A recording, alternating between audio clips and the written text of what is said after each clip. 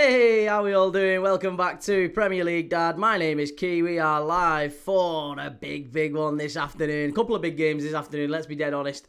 Nottingham Forest against Liverpool. Vítor Pereira's newly appointed Vítor Pereira facing Arne Slot's slumbering champions, let's call them that. We've not been doing very well this season, but I think we've got back to it now. I feel like we're seeing something approaching the best version we currently have of Liverpool. I think that we're not far away from that. We're starting to get into a bit of a rhythm again, and I feel confident watching Liverpool again, which I haven't for some time. So yeah, this is going to be a really important game for Forest. I mean, listen, West Ham only picked up a point yesterday against Bournemouth. Forest will be relieved about that because there was a world where they were coming into this one maybe needing a point at least to get out of the relegation zone. Thankfully, they are still 2 points clear. So Vítor Pereira will be very relieved about that. They do have a very good record against Liverpool. It's also fair to say, beating us 3-0 earlier at the season at Anfield, which I'm sure 3-star Reds will be delighted to tell me about. Remind me of, as he's done pretty much every weekend since, haven't you, mate? Plus, I'll be honest, I think Forest have just always had the Indian sign, I guess, over Liverpool. It's just one of them teams we always seem to do poorly against. So I wouldn't go as far as saying I'm confident, but I'm enjoying watching Liverpool at the minute, and I think this is going to be very similar to the Sunderland game, where maybe Forest sit back and try to hit us on the counter-attack. We know they've got pace, we know Hudson-Odoi, we know they've got, pace in wide areas that they can hurt us. I think Liverpool have to be very cautious of that, but I think we can hurt them at the other end too. We've got Wirtz in really good form, we've got Szoboszlai who can ping them in from distance if they sit really deep. Maybe we're starting to see Mo Salah back to his best, who knows? But we're seeing a bit of the rhythm coming back with Liverpool now, so I'm really enjoying it. Hopefully we see a Liverpool win today. And then we can go into the North London derby and get really excited for Spurs winning later. What are we saying? Right, sorry, I'm not ignoring the chats. I can see you all going, how we doing? On TikTok and YouTube, what we saying? DC, Sup Key, how's it going? El Greco, Olympiacos. Good to see an Olympiacos fan in. Tom says, not sure on Szoboszlai at right back. I would have preferred Gomez or Jones. The thing is, Tom, he gets grief no matter who he puts there, doesn't he? And I think with Szoboszlai there, I think you can always count on him up against like a Hudson-Odoi or whoever. It was going to be Hudson-Odoi, isn't it, on that side? So I would rather Szoboszlai, in terms of physique and athleticism, I think he can keep up with Hudson-Odoi. I'm not sure Curtis Jones could.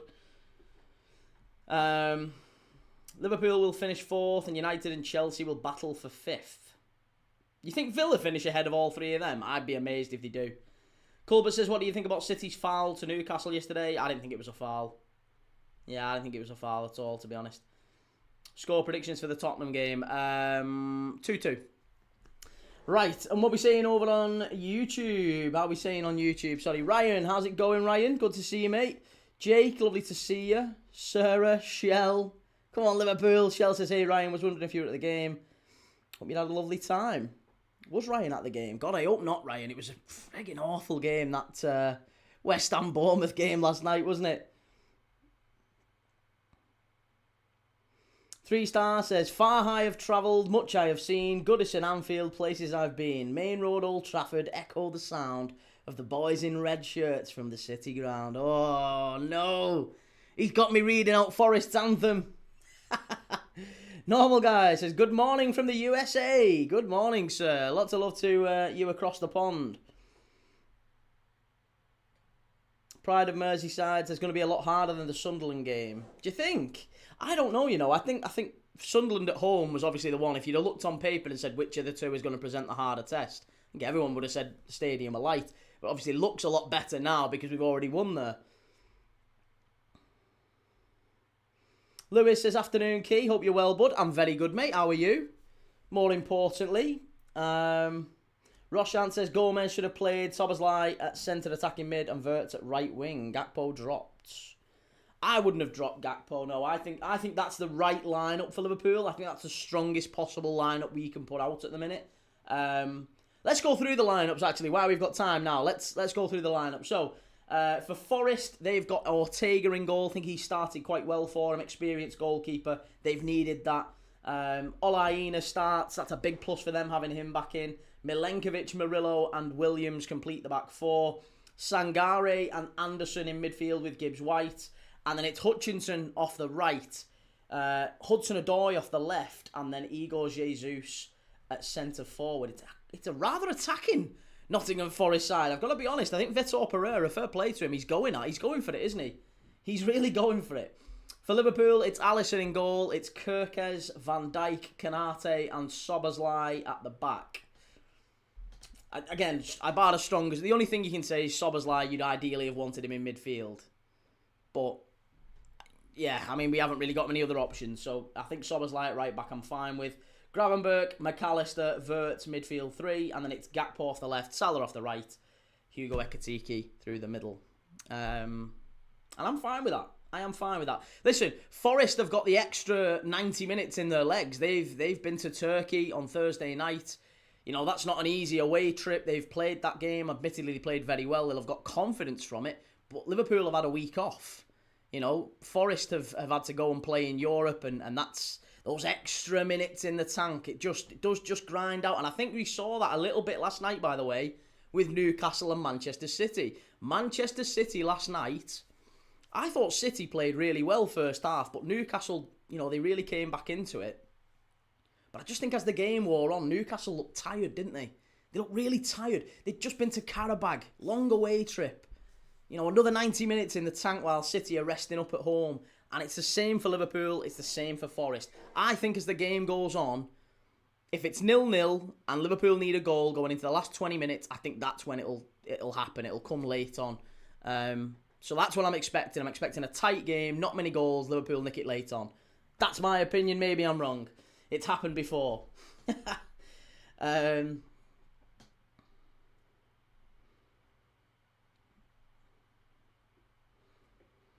Rywiggy says, even with 3 points today, we're ahead with a game in hand and an easy run coming up.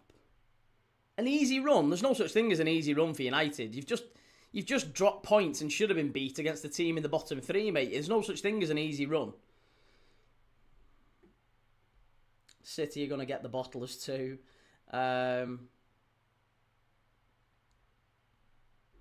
Mate, why is Jones not starting? Well, why? I don't understand why Jones would start. Where would you put Jones? Who are you putting Jones in for? Waited 5 minutes for that bit. Jake says, Key, you want to hear something funny? It's about Arsenal fans being delusional once again. Well, then it's not going to be that funny. It's really not going to be that funny. Everyone knows that one. There's no surprise in that one, Jake. Sarah says, it was that boring I started spring cleaning. Or the West Ham game last night. Yeah, it was terrible. Jones over Maka. We look much better with Jones. I mean, Christ, I think me or you could do a better job than Alexis McAllister in midfield, couldn't we, mate? Yeah, listen, I wouldn't disagree with Jones over McAllister. My one pushback with that is that I don't think Curtis Jones is a particularly great midfielder either. You know, maybe there's an argument to say that Curtis Jones should start more. I don't know. I think both of those leave Liverpool in the summer. If I'm being brutally honest, I think Liverpool need to move Jones and McAllister on in the summer. I think they will. Al says, I genuinely didn't know Liverpool was playing today. And the Pride of Merseyside said, agree, 1-0 Liverpool, but we are due a goal fest in this fixture. I am nervous. I am a little bit nervous.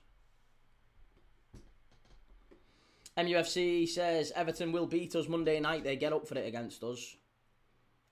Well, they beat you at Old Trafford, didn't they? Yeah, with 10 men as well. That was special. That was a wonderful night. Watchalong on here. We need these 3 points. No messing around. Yeah, well, I agree. But it's not going to be easy. Forest, City ground. Arsenal came here and drew not that long ago. You know, City needed a late deflected winner. It's not an easy place to come, and that was under Sean Dyche. If Liverpool are coming here under a new manager, that makes it maybe even doubly difficult. I don't think this is one where you can expect... If Liverpool drop points today, right? If Liverpool drop... You've got to prepare yourself for this. If Liverpool drop points today, there's going to be people saying Arne Slot out. Right? Because there's just some Liverpool fans who are absolutely adamant that this guy's got to be sacked, and they need the slightest thing. I mean the slightest little tiny thing just to convince him, oh, he's got to go. He's got to go. It's nonsense. Absolute nonsense. Won't be easy, but if I don't see some graft, I'll be fuming. I think it's tough, mate. I think there's probably 5 or 6 players in that squad who won't be here next year. How do you motivate a bunch of players who aren't going to be there next year? Slot shouldn't be sacked mid-season. It's nonsense, I agree. Good. I'm glad we're on the same page there, Ben. You and I will find common ground on that one. But yeah, listen, big game, this one. I thought we'd go live a little bit earlier and build up to it and get ready for the game. Dean says, Soboslai, hi from Hungary. Good lad. Right, Wiggy says, Morley every week. You lose, is Slot out. I'll be honest, mate. I don't watch him. And it's just, no disrespect to the lad. He's building his channel and good luck to him. But it's just so tiresome. Not from him, but for everyone who does it. It's just such a tiresome thing to watch. Whenever I see it, I'm just like, yeah, I get it. You're trying to get views. I get it. It's fine. Don't worry. Yeah.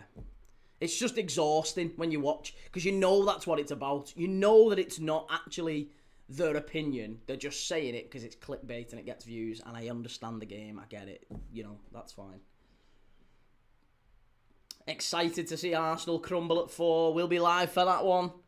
Roshan says Slot can have this season, but my doubt is after this season. I think it's whether or not he's got to what he gets in the summer. We've got to give him something in the summer. He's got to have some players come in. They can't keep letting him down with the summer, the signings. Caleb says please batter these lot. I'm sick of them in the Prem. And Biz says, acting as if you don't cry about Arsenal for views. I mean, I don't cry. I watch Arsenal, enjoy watching them getting, beat and dropping points, which I've actually enjoyed an awful lot recently, Biz. It's been very common recently. I'm almost getting a bit bored of watching Arsenal drop points, to be honest. But yeah, that's not for views. That's just because I think you'll see that everybody else in the chats from different clubs enjoy seeing Arsenal get beat and drop points. It's not a rage bait thing. It's not a clickbait thing. That's authentic. I really do enjoy watching Arsenal drop points and get beat because I think they play dreadful football. That's it. There's no more to it than that. Biz, 500 million is a letdown. Well, he didn't get that. He didn't get that to spend. Yeah, he didn't get that to spend. And if you sell Luis Diaz and replace him with nobody, and you sign kids to replace title winners, then yeah, I think it is a letdown. Joe says, hi, key mate. We played really well yesterday, even after a crazy trip to Baku. Deserved a draw at the very least. I think that's clutching, Joe. I hope you enjoyed your birthday night out, mate. But no, I think that's clutching. I think City very much deserved the win yesterday. You got a deflected goal. I don't think it was a penalty. I don't think it was a push or an offside goal or anything like that. At the end of the day, I think it was a fair result. City with a better side. He didn't really do anything to justify a point in the end. It was a decent performance, though, I agree. After a long trip to Baku, I think it was a fair justification for, the way Newcastle have performed. I think it was a good effort, a good performance. Brady says, all right, Key, my friends. Disappointed in our loss last night, but looking forward to the mighty Rangers playing today against Livingston. Need to back up the game against Hearts. Score prediction today, bro. Well, Livingston's my Scottish team, if I've got one. I really like Livy, so I'm going to back Livy to get a point in that one.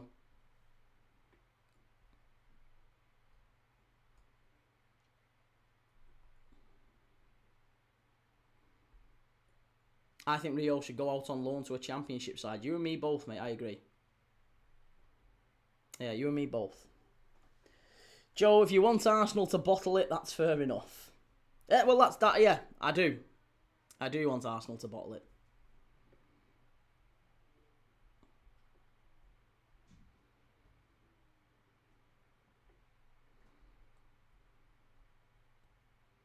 Football is about banter.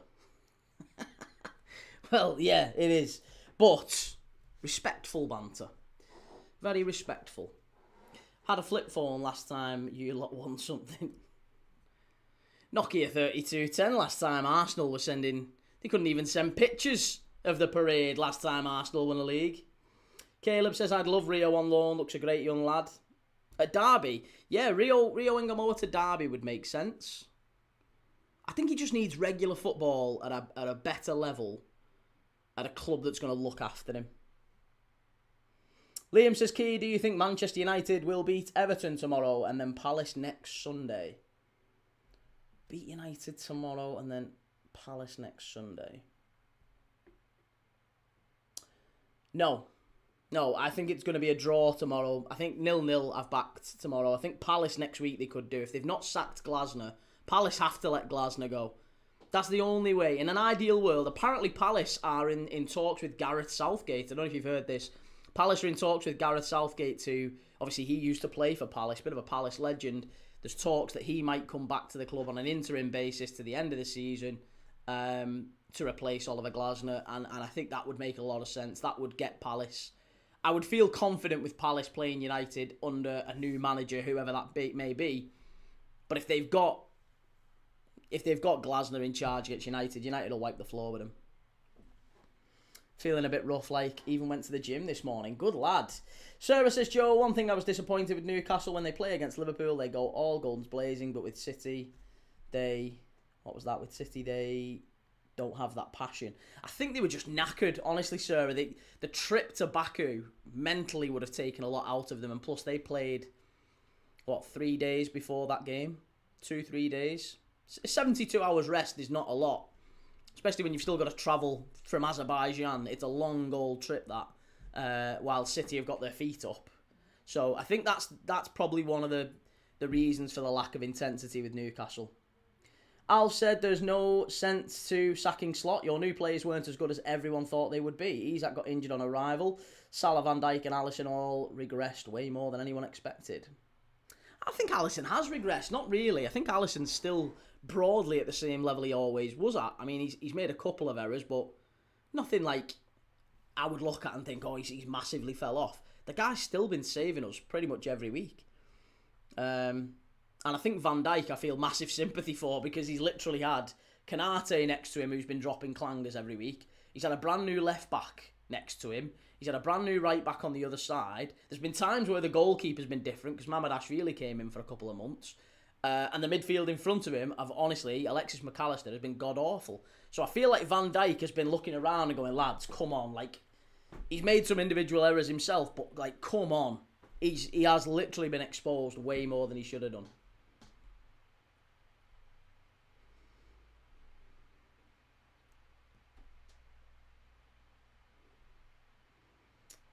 EW, what channel is it on? It's on Sky Sports main event, this one. Brady, we're doing good with Mikey Moore. Let us take him. We're looking after Rio. We'll look after Rio. Make sure he gets minutes he deserves. And Liam says, Gareth Southgate to Palace. Wow, yeah. I want Bo Dallas in the Prem. It'd be so funny. Bo Dallas is just another Sam Allardyce, isn't he, really?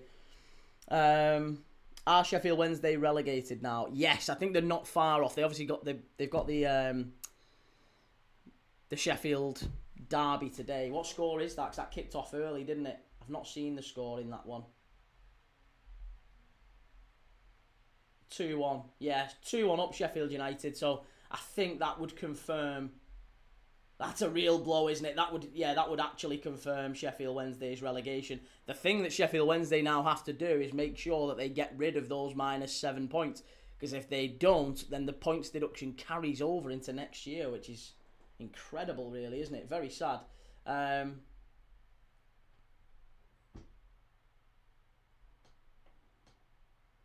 This is the match. Dyche would have been better for the low block. Yeah, agreed.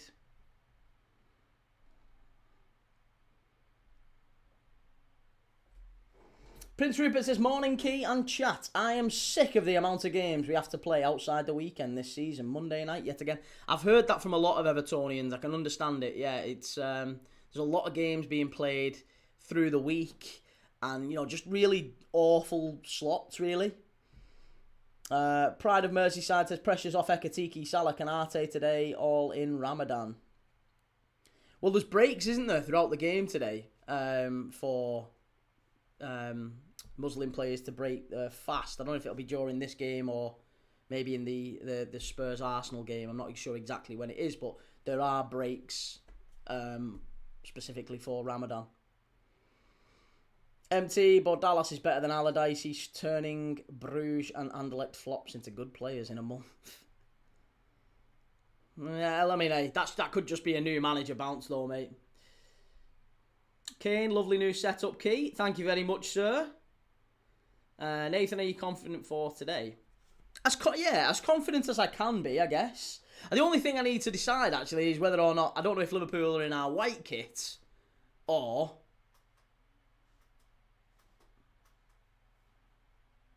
I don't know if we're in our white kit or our green kit. I don't know if we're in the white or the green today. So I need to see what away kit we're going to be in. We'll stick with green. Balls to it. We'll stick with green because I think it might be the green kit. Maybe it's the green away kit. MT says not this game because defo not evening. They can break Ramadan when the sun sets. And Buddy, big up key. Did Forest play Thursday? And what's your score prediction? Yes, Forest did play Thursday. They played against Fenerbahce. They won quite convincingly. It was a really poor performance from Fenerbahce. Domenico Tedesco's really grinding them into the ground, to be honest. So, yeah, I think Forest did really well away, but you have to balance that with just how poor Fenerbahce were. They only played, like I say, 72 hours ago, and they'll have had to fly back from Turkey. So, yeah, Liverpool had their feet up during that time, so I guess we'll wait and see. Prince says the green looks good, actually. Should keep that as standard lighting. Okay, yeah, well, we'll do the green. We'll have the green. We'll keep the green today. We'll keep the green. Why not? We didn't have green yesterday. We had red for Bournemouth, West Ham, and then we had the sky blue colour for City. So I have the white top. I've not got the white top. I like the white top. Have you seen the new away white top? Have a look at the white kit for next season. It's brilliant. Roshant, can you show the red shirt at the top left? The Spain one. Is it this one? This one you're on about? Yeah. This is the World Cup shirt. Spain World Cup shirt.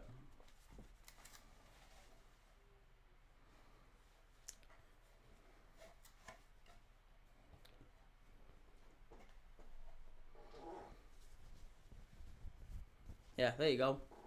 Spain World Cup shirt. That's the one. Yo, New, how's it going? Liam says Sean Dyche to Palace, maybe. Do you think? Score prediction for the North London derby. Score prediction for the North London derby. I think 2-2. 2-2. Rywiggy, I'm going Forest 3-1. I think we win 1-0. I think it's going to be a tight, tense affair, and I think Liverpool win it late on. I think it's 0-0 half-time, 1-0 full-time for Liverpool. Beautiful shirt, that Spain one. Legendary. Yeah, it was a great team, wasn't it, to be fair? Very good Spain team. For God's sake, let me get this bloody kit back on here.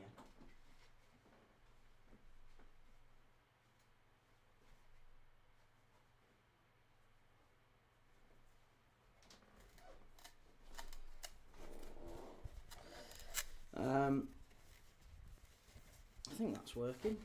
Ish. About right.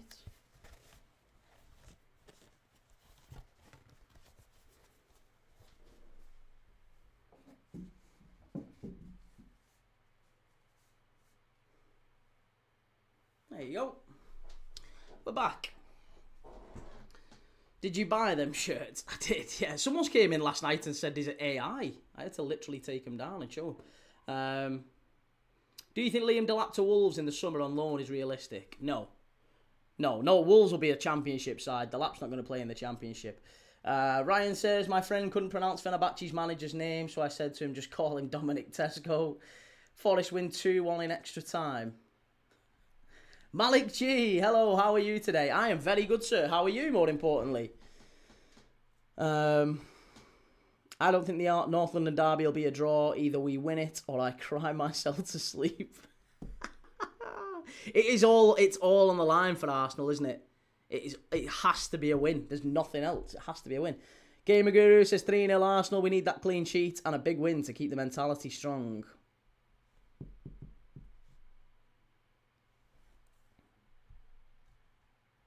Who's the best player you've ever seen to not win the league title? Gerrard. Has to be Gerrard. The best player I've ever seen to not win a league title is Gerrard, easily. That's not even in question. Be amazed if anyone else answered differently, to be honest. What do you think of the new Spurs manager? The new Spurs manager, I mean, he's a short-term manager, isn't he? He comes in, he tends to get great results short-term, and then he leaves quite quickly because he has rows with everyone. He's very, very tempestuous. So, Igor Tudor, he's won his last 6 games in a row. His first game at his last 6 clubs. So, his debut game as the manager in his last 6 clubs, he's won. So, that bodes well for Spurs today. So, he's on maybe lucky number 7 today. Man City smell blood, says Scott Redmond. Yes, Scott. TJ says he's going to relegate Spurs. Nah, he's not going to relegate Spurs. He's definitely not going to relegate him. That new Spurs manager will get the sack tonight after the 7-0 loss. Was it a Calvin Phillips red card for Sheffield United? Bloody hell. Ryan says, I've heard that Steve Parish has given Glasner about 3 or 4 games left to save his job. But I think he should be sacked. No, why would he? Wouldn't. He's not going to give him 3 or 4 games. He's already decided, hasn't he, Glasner? He's already said, I'm leaving at the end of the season. That's it. There's no more. He's decided he's leaving and nothing will change my mind. That's what he said. Nothing will change my mind. So if he's already leaving, what we're actually seeing is a very sad situation, but we're actually seeing 2 people butting heads. Oliver Glasner wants to leave because he knows he isn't going to do any good staying at Palace now. He knows the players have already kind of emotionally detached from him. The club know that too, because we're seeing the results on the pitch, aren't we? They've won 1 win is it 1 win in 12? They dropped points in Bosnia against Zrinski Mostar the other day. Palace fans know this. Even the most ardent Glasner supporters are turning and saying he needs to go. He needs to go. But Parish won't sack him. Why? Because Parish wants the coin, and he knows if he sacks him, he's got to pay him a compensation for sacking him, like mid-contract. Whereas if he just waits it out to the end of the season, if he waits it out and waits it out and waits it out, then, and only then, can he leave on a free. And Parish doesn't have to pay anything. So I think that's what Parish is hoping for. Parish is hoping that the season just kind of just grinds to a halt, just tapers out rather than there's no relegation battle or anything like that. They're not going to do anything in Europe, but it just fizzles out. And I think that's what Parish is hoping for, and Glasner leaves on a free. Glasner, on the other hand, wants to go, and I think he's actively trying to get himself sacked at this point.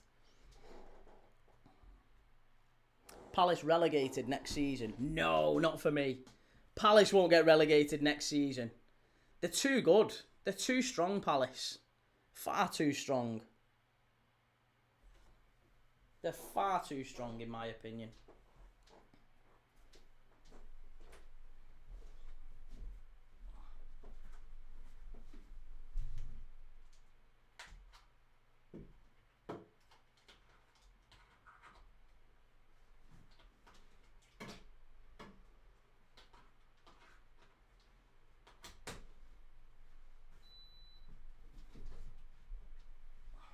Right, there you go. Excuse me.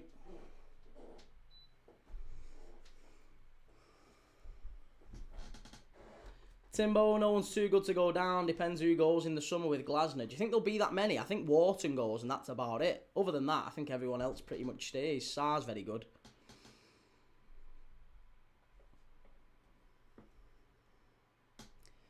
Caleb, Glasner just wants his payday and to go. I agree. Couldn't agree more. That Palace situation is mad. They could genuinely get relegated if they keep this form. Palace and Fulham are mid-table juggernauts. I think Palace will stay up, no problem, even if they keep Glasner. But it will be a really, really rough end to the season, and they'll exit Europe and all this. And it just feels, is it not awful? Do you not feel really sorry for Palace fans? Like, really, really sorry for them? For the fact that they've worked so hard to actually get into Europe. They've got into Europe, this legendary, best ever season. They've won the FA Cup. They've got into Europe. And because of some fallout between the manager and the owner, the fans don't get to experience that really now. Like, Palace really should be favourites for that Europa Conference League. They should win it, shouldn't they? You look at the other teams in that Europa Conference League. Who's in there that Palace should really fear? Strasbourg, Rayo Vallecano, Fiorentina maybe. Other than that, I think Palace could win it. They should win it. I think they're the best side in the competition. So Palace win it, they're in the Europa League next year. And that's exactly what their aim should be. It shouldn't even be on the domestic. It should be, their attention really now should be almost starting to do what Spurs did last year with Ange and just pivot to Europe. Just do what they need to in Europe. And I think they could. They could win it and be in Europa League next season, but if they don't make a decision soon on Oliver Glasner, it really could get a whole lot worse. They finished, it was 1-1 against Rimsky Mostar in midweek. They could go out on Thursday night. Gamerguru, I've got no gripe with Palace. I was chuffed for them to win the FA Cup and the team just collapsed after a huge unbeaten run. And Shell says, are you doing the Roma game after key? Do you know what? I've not got it on, Shell, but I was thinking about it. Maybe I will. I don't know. Roma Cremonense tonight. Cremonese. No, do you know what? I don't know. I might leave it. Atalanta Napoli was the big one I was looking forward to today, but obviously it kicks off at the same time as Liverpool. I miss the classic Sky Sports Premier League song, and Timbo says, I still think they'll win it and probably finish 16th or 17th like Spurs. Maybe. It's all unravelled in a matter of months. It's mad. And Blake, it's a horrible way to fizzle out. Yeah, fish and a Reese cake. Says Sunderland to win today. I can't see it, no. Tom, how's it going, mate? Good to see you. How's things? Leave the football before the football leaves you. Julius, how's it going? Please don't let Palace win a current European trophy before Arsenal. That would be hilarious, wouldn't it? Yes. Wonderful. Love that. Right. Well, I'll tell you what. Should we have a little quiz? Should we have a little quiz? 20 minutes to kick off. What do you think? Should we do a little quiz? Fish and a rice cake is probably my favourite video of all time. I've got a pre-game quiz we could do. I've loaded up on quizzes now, so maybe we could do a little pre-game quiz if you fancy it. Liam says, Key, do you think 7th place is up for grabs for the European place? As in, do I think 7th will get Europe? No, maybe. Maybe, actually, because obviously it drops down because Arsenal and City, one of them are going to win the Carabao Cup. So it drops down to 6th. I guess it depends on the FA Cup, doesn't it? It depends on a number of factors. I guess it depends on the FA Cup. It could drop down to 7th. And if it does drop down to 7th, I still don't think Everton get in it. Just for clarity, before any Everton fans fly in. Jerry says, really want Liverpool to win? Yes. Me too, mate. Real Life says 3-1 Arsenal later, I hope. And Ryan says, yes, please, Key. Come on, let's do a quiz. All right, come on, let's do a quiz. Right, here we go. So, as we always do, there is always a theme to our quizzes. And it's usually centred on the game that we're watching. And it is this time as well. 7th is Everton. Behave yourself, Shell. So, given that in midfield today for Nottingham Forest is the highly desired Elliot Anderson and Gibbs White just in front of him, both of whom you would expect suitors for in the summer. And also, given the fact that there's rumours that Liverpool are going to sign another Englishman in Adam Wharton, I thought we'd focus today on English signings, and more specifically, English signings for Liverpool. So, can you tell me in the chat, get your answers in, who are the top 20 most expensive English Liverpool signings in Premier League history? The top 20 most expensive signings for Liverpool in Premier League history that are English. Jordan Henderson is correct. Yes, not Sterling. No, Sterling was signed as an academy player and doesn't quite make it into this list. But Henderson is correct. He's number 6. He was 18 million quid. Not John Joe Shelby. I think John Joe Shelby was about 2 million or 3 million from Charlton. It was very, very little. Paul Ince, very good answer. Paul Ince sneaks in 16th at 6.5 million quid. Stuart Downing is right. Stuart Downing is 4th, believe it or not, 22.8 million. Adam Lallana is 3rd, 31. Good answer. Not Nigel Clough, not Harvey Elliott. James Milner was free. Peter Crouch is right. Peter Crouch is 10th, 10.5 million. Coutinho's not English, famously. I would have loved it if he was. Klein, yes. Nathaniel Klein, believe it or not, is 7th. 17 million quid. Stan Collymore, Andy Carroll, good lad Ian, straight in with the answers. Andy Carroll is 1st with 41 million. And who was the other one you said? The one you said was Stan Collymore. Collymore is 10th.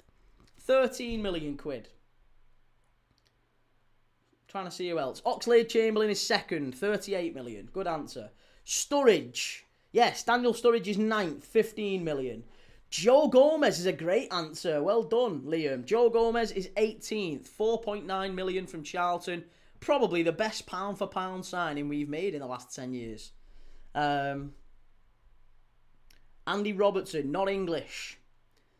Isaac, not English. Owen was never signed. Declan Rice. Danny Ings is right. Yes, Danny Ings is... Where is Danny Ings? He's 14th, 8.3 million quid. Heskey is right. Heskey is 8th, 16.5. You're missing one in the top 10. And then there's 1, 2, 3, 4, 5, 6 left to get. So you've got 7 left to get. 7 left to get. Not Solanke, no. Not Conor Randall. Jota, not English, Shell. It has to be English. Not Robbie Fowler. Not Freddie Woodman. We've got Crouch. Elephant Boy says, what's the question? The question is the top 20 most expensive signings for Liverpool that are English in Premier League history. So the most expensive English Premier League signings for Liverpool. Top 20. So far, we've got 18 Joe Gomez, 16 Paul Ince, 14 Danny Ings, 11 Peter Crouch. Nearly told you the answer then. 11 Peter Crouch, 10 Stan Collymore, 9 Daniel Sturridge, 8 Emile Heskey, 17 Nathaniel Klein, 6 Jordan Henderson. You've not got number 5. Number 4 is Stuart Downing. Number 3, Adam Lallana. Number 2, Oxlade-Chamberlain. And number 1 is Andy Carroll. Not Jordan Ibe. Not Curtis Jones. Not Danny Murphy. Not Joe Cole. Joe Cole was free. Glenn Johnson is right. Yeah, great answer from Ryan Ian. Good answer. Yeah, Glenn Johnson is 5th. 20.5 million from Portsmouth. Not Peter Beardsley.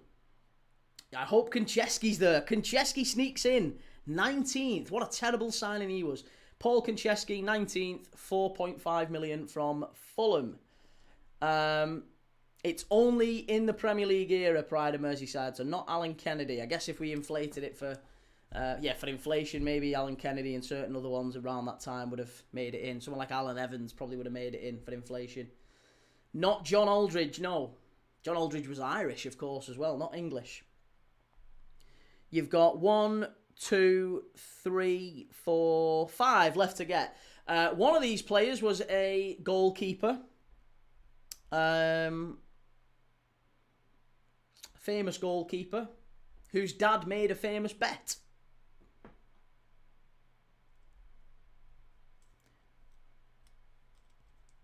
Neil Ruddock. Not Neil Ruddock. No, not Neil Ruddock. Not David James. David James was 2.2 million from Watford, and that was Liverpool's very first ever Premier League signing. Kirkland it is. Good guess. Good answer, Ian. Kirkland, 8.2 million from Coventry City. Signed in the same window that we also signed. Did we sign 3 keepers in that window? Or was it 2? I can't remember. We signed him and Sander Westerveld, I think, in the same window. Or was it him and Jersey Dudek? I can never remember. But we signed multiple keepers in the same window, and Kirkland was just forever injured. But his dad made wager, let's call it, with a famous house in the UK that said that his son would play for England. I don't think he ever actually got a cap for England, did he? We've got Lallana. Kelleher is Irish, not Kelleher. Heskey we've already got. Kirkland and Dudek it was. So you've got a centre forward who was signed in the last 15 years. A centre forward in the last 15 years. You've got a player who played in a Champions League final for Liverpool. Nick Barmby, sir. Good answer. Nick Barmby is number 13. 9 million quid. Ricky Lambert, Adam. Good answer. Yeah, Ricky Lambert, 5.5 million. He's 17th. So you've got 2 left to get, I think. Is that right? Yeah, 2 left to get. One who played in the Champions League final is right. Timbo, there you go. Jermaine Pennant. And there's one left to get who was a pretty poor centre-back, actually. Famous for having a relationship with Jordan, Katie Price. But he's a pretty poor centre-back. Didn't do very well for us. Ended up going back down south. We've already got Emil Heskey, yeah. So you've not got number 20. Number 19 is Konchesky. 18, Joe Gomez. 17, Ricky Lambert. 16 is Paul Ince. 15 is Chris Kirkland. 14, Danny Ings. 13, Nicky Barmby. 12, Jermaine Pennant. 11, Peter Crouch. 10, Stan Collymore. 9, Daniel Sturridge. 8, Emil Heskey. 7th, Nathaniel Klein. 6, Jordan Henderson.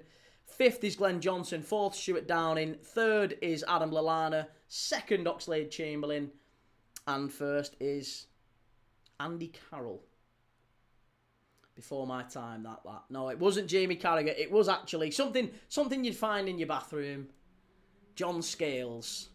John Scales, we signed him for 4.1 million quid. I think it was... Did we sign him from Bolton? And then we sold him to Spurs, I think. He was a decent, I think he played for England, I think, John Scales. But he was awful for us. Yeah, John Scales. Played for us around the sort of early to mid to late 90s it was. Wimbledon, course it was. Sorry, Wimbledon. Yeah, Wimbledon. We signed him from Wimbledon and then he moved back down to Spuds, didn't he? But I only seem to remember him as he was always in the newspaper for diddling Katie Price. Smith says, give me your hardest question and I will get it. Oh, I haven't got... Listen, the hardest question, there's a lot of them, but... Listen, that full notepad. I've got 4 notepads full of questions, and I delve into them when I need to jump back onto one that we've not had for a while. Alfie's personal opinion at the minute is United and Liverpool get top 5, Chelsea drop out. What are you thinking? You think Villa don't? I've got to be honest. I think Villa are showing much worse form than either United, Liverpool, or Chelsea at this moment in time. I'm amazed people are so confident on Aston Villa finishing in the top 5. So no, for me, I'll be honest, I think it's going to be Liverpool, Chelsea, and then you can flip a coin between Villa and United for 5th and 6th. Might well be Aston Villa that fall out of the top 5 and United get in as 5th place Champions League qualifiers. That might well happen. I actually think Aston Villa will qualify for the Champions League by virtue of winning the Europa League. Reggie says, come on Forest. Oh no. 10v10 now in the Sheffield derby. Otek Bayo's been sent off, 2nd yellow. And Al says, the hardest question, what's the name of my pet cobalt blue tarantula? You've got a tarantula? Whew, not for me. I don't know. Cobalt blue tarantula. Bluey? I don't know. Bluey? I'd call him Bluey. Mick92, how's it going, sir? Alfie says Chelsea's run is awful, which is what's swaying me towards Villa keeping their spot. United, United are certain to get top 4, says Cornell. I don't think so, mate. I think 5th is certainly more likely for United. I think Chelsea are better than United. I think Liverpool are better than United. The only thing that works... There's kind of things that work in all teams' favour. I think Liverpool, out of Chelsea, Liverpool and United, Liverpool have the better starting 11. And we're much better starting 11. And we're getting players back. So that works in Liverpool's favour. The thing that doesn't work in Liverpool's favour is that we're still in the FA Cup and we're still in the Champions League and we have a very small squad. So that could hurt us. If we get some more injuries, it could hurt us.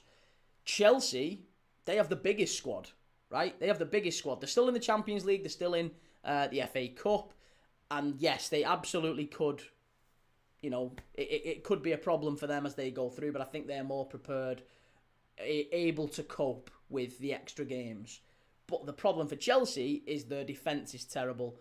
Their goalkeeper's terrible. I think the manager's a little bit out of his depth. I think it'll take him some time to adjust to his new team in the Premier League. So there's that. For United don't have a great squad. They have a very decent, maybe first 11, and they have a very strong attack. And they've got this new manager bounce with Michael Carrick. The thing that really goes in their favour, because I don't think they're as strong as Liverpool. They're not as strong as Liverpool. I don't think they're as strong as Chelsea. But they only have one game a week. So every game, they're out of the League Cup, they're out of the FA Cup, they've got no Europe. So United, the thing that's going in their favour is the fact that they've just got a cup final every weekend. It's a cup final for United tomorrow. They have to win. That is their cup final.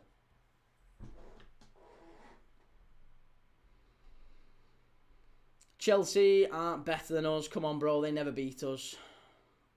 I know, but by that logic, Grimsby are better than you. Who beats who on a one-off game means very little. I wouldn't argue that Liverpool are better than Arsenal because we beat them.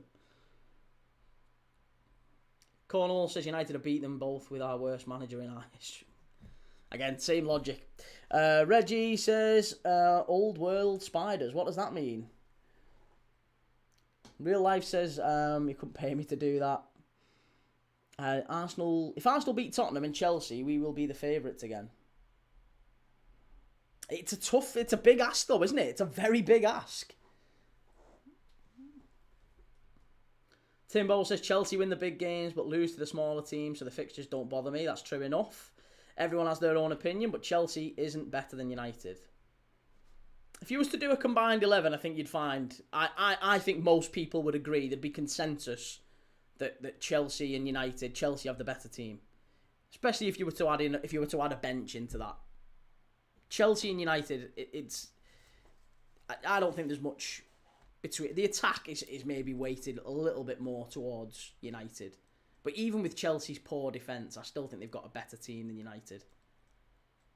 If you was to do a combined 11. Timbo says Chelsea are defo better than United. And this is coming from someone who hates both of them. I hate United, hate Chelsea, but as a Liverpool fan, I would much rather have Chelsea's squad than United's. Even with how bad Chelsea's defence is. Cornell says Chelsea have about 60 players to choose from. I know, but that's a strength, isn't it? That is a strength that they have. Ryan says, Key, what games are you doing on Tuesday, mate? I am doing Tuesday. Tuesday we're doing Inter Milan against Bodo Glimt. It's 3-1 up from the first leg.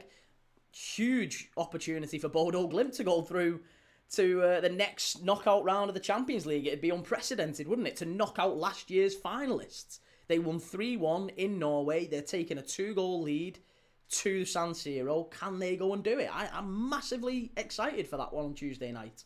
And then Wednesday, we've got Benfica Real Madrid. I mean, forget all the, the stuff going on with Vinicius and Prestiani and all that stuff. Forget that. Benfica beat these not that long ago, and it's only a 1-0 lead. Real Madrid got beat the other night off Osasuna.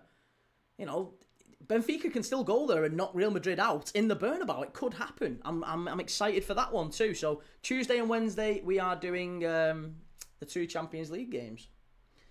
I don't even know, says Chelsea are better than most teams in Europe. They're just inconsistent and inexperienced. And Smith says, Key, nothing will distract the world that the biggest bottle jobs this season is Liverpool. 450 million spent to retain the title and you're having top 4 combos. I think that, with the greatest of respect, mate, the absolute greatest of respect, that massively dismisses. I think that's a bad faith argument, and I'm not sure you entirely believe what you're saying there.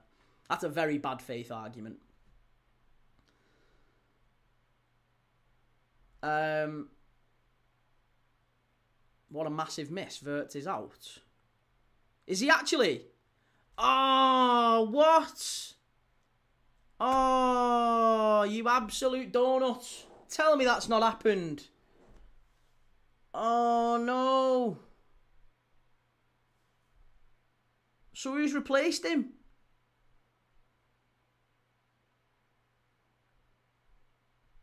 Oh, that's a proper kick in the stones. It's a kick in the John Stones, that. Please tell me he's in the tunnel. McAllister. I'm not asked about you. Move out the way. You're shite. You can go in the summer. Kanate, McAllister, Kirkes, Ekatike. Right, they're all there. Virgil's there. Oh, I just need to see who's replaced him. Probably be Curtis, won't it? Right. Gravenberch, Gakpo, Curtis. It's Curtis. Oh, no. It's Curtis Jones.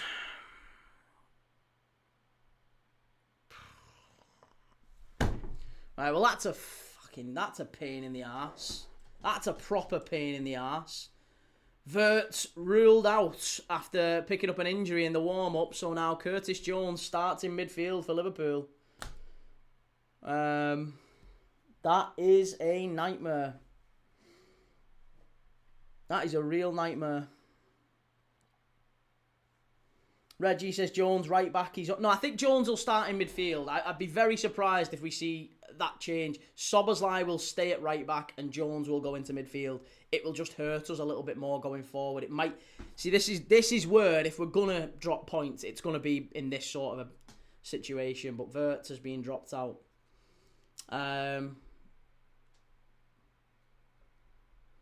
I am Crute says, have you done your research on today's halftime quiz so we don't have another Federico Fernandez? I haven't, no, actually.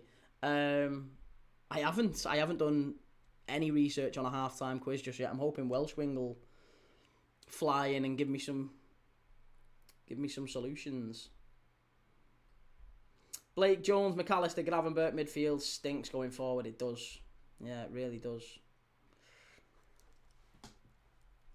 Real Life says, what are we up to? Sorry. Ryan says, full-time breaking news. Sheffield Wednesday relegated to the Championship. Mr. Edwards, afternoon, everyone. New setup key looks very good. Cheers, mate. Thank you. Appreciated. Good to see you, Mr. Edwards. Forest will get a 0-0 draw now. I'm so frustrated with that Wirtz decision. That's such a pain. I would have moved Gakpo to the 10 and started Engamoa on the left. I wouldn't. Nah, you can't put Rio in there, mate. You can't be putting Rio in there. Right. Well, we go with what we've got. Gravenberch, McAllister and Curtis Jones in midfield.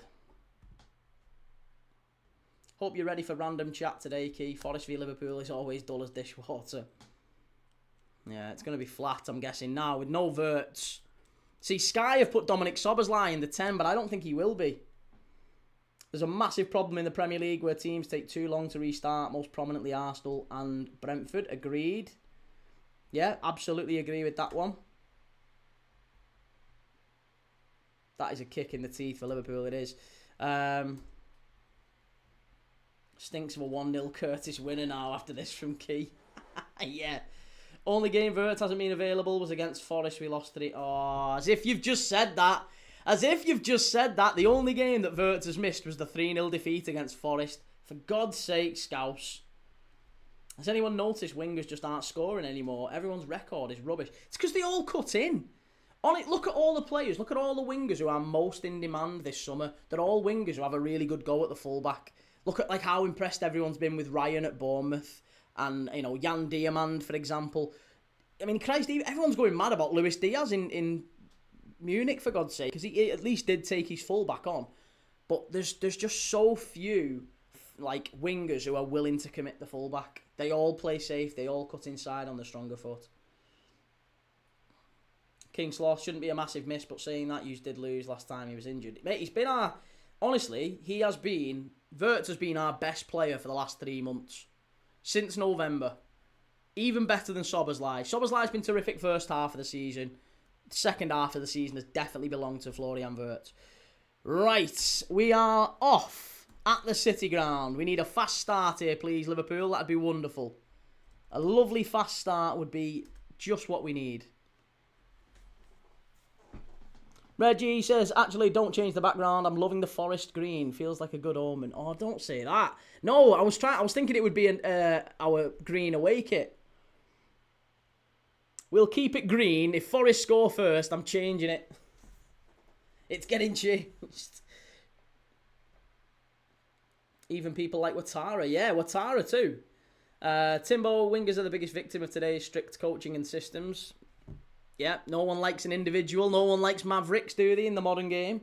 New says, Key, prediction before the game starts. 1-0 for me, mate. I think it's going to be 1-0 Liverpool.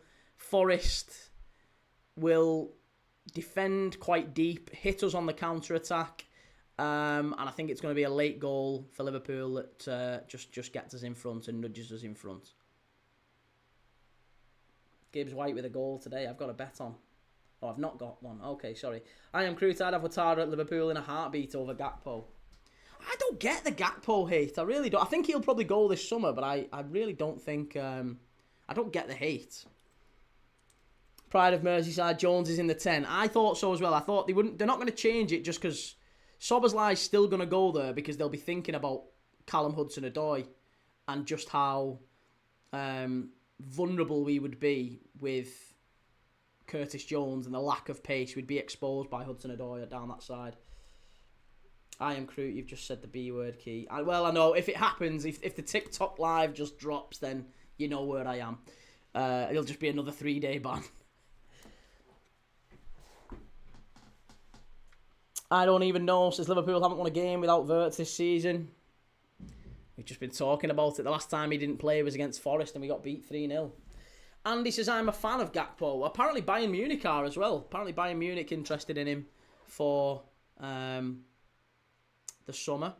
Right, don't fanny around with it. What are you doing?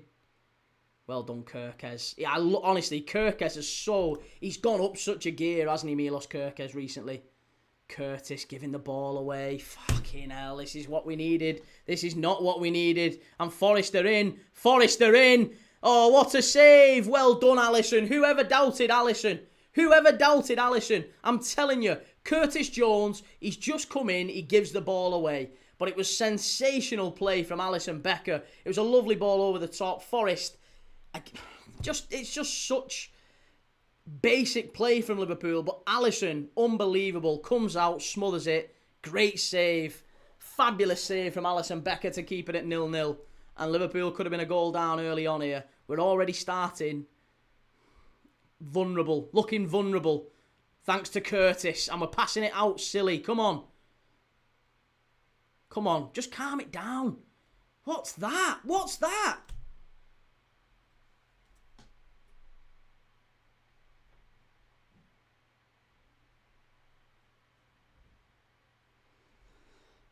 Will says he's just very predictable. I feel like I'd do a job at right back against him. He always cuts inside. I know we've just been talking about that, haven't we? That every winger does that. Like Saka does that. It doesn't really matter who you pick. Generally, every winger, the vast majority of the time they get the ball. Salah gets the ball, cuts in on his left foot.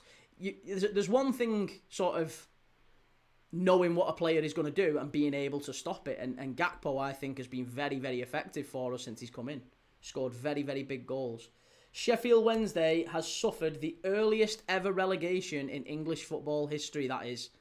The earliest ever relegation. That's something to lament. Reggie says, has Timbo done a mutiny and gone over to... He has, mate. He's an absolute ratbag, isn't he? He's legged it to TikTok. Already looking dodgy, Key. Oh, Reese. Oh, don't listen. You're getting it later, I'm telling you. When Spurs beat you, lads, later, I just hope we've got something in this. Otherwise, I'm on shaky ground. This is why we loved Hazard, Key.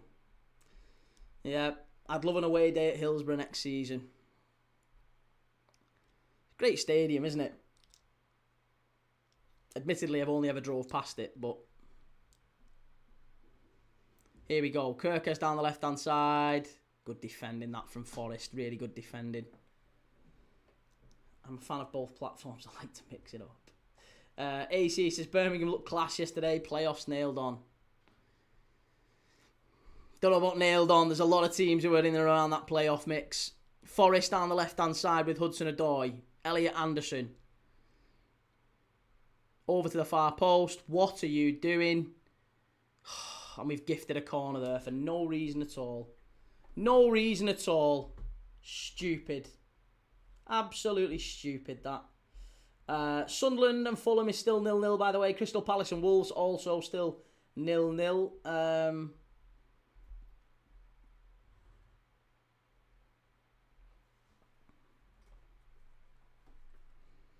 Glad to see Coventry back on track. That win versus Borough was huge. Yeah, good result against West Brom falling away, aren't they? Reece says alarms ringing go long away from in the first 20 minutes. No need to encourage a team with a new manager in charge unnecessarily. Yeah, I thought that was a little bit silly, to be fair. Pretty Trooper says, well, when you're docked 18 points, what do you expect? To be relegated versus your fiercest rivals is tough, though. Yeah, and at Bramall Lane as well. It's not even like, you know, they're literally going... How many Sheffield Wednesday fans would have wanted to go to Bramall Lane to witness the relegation? That's... Whoever's gone there, fair play to her. Fair play to him. Nate says, are you a Liverpool fan? Yeah, Key. I am indeed, mate, yes. I am indeed. But again, people will underplay Nottingham Forest as if it's like a really easy place to come, forgetting the fact that Arsenal dropped points here not that long ago, forgetting the fact that Forest have done really well against City as well. City needed a late deflected winner to win here as well. So it's not exactly a place... And Liverpool, historically, even when we've had much, much better sides, we've not exactly thrived here. It's a tough away ground, this. And, a win would be phenomenal. But it wouldn't be surprising if we drop points. Forest, pull it back. Got to get out to him. Don't let him shoot.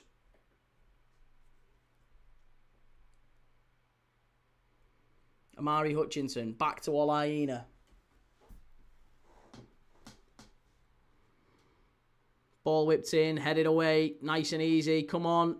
Salah and Ekatike barely touched the ball in the opening 8 minutes here. I say barely. I don't think they've touched it at all. Salah does very well there, though, to win it back. Good play. Come on, we need to just calm it down. Keep hold of the ball. Nate, so are you ready to get bullied today? We'll see. Something tells me you might not be in later, Nate, when Spurs have stuck 3 or 4 past you. Gamer Guru says Forest have been a bogey team for Liverpool a few times. They have indeed, yeah. And Brady says also Nico Raskin is in talks for a new long-term contract at Rangers. What's your opinion on people saying he has no aspirations by staying at Rangers? Look, if he had ambitions to win trophies and play at a higher level, then I think he would leave. Maybe his family's settled in Glasgow, I don't know. But yeah, I think if there was offers on the table from Premier League sides, you would imagine Nico Raskin would move. I don't think he's that level, if I'm dead honest with you. He's not a bad player, but I don't think he's a wonderful player either.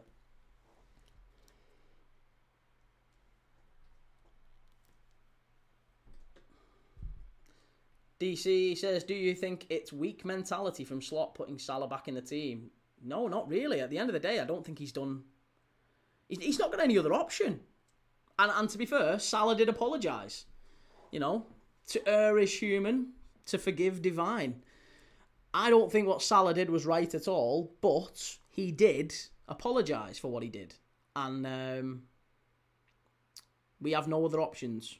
So that's why we were never going to win a title, because we've got Chiesa on the right-hand side. So it's either Salah or Chiesa, and Chiesa's been saying to everyone that will listen to him that he is mentally and physically unready to play 90 minutes football. And every time he's played from the start, he's been dreadful. So we have no other options. It's Mo Salah or nobody.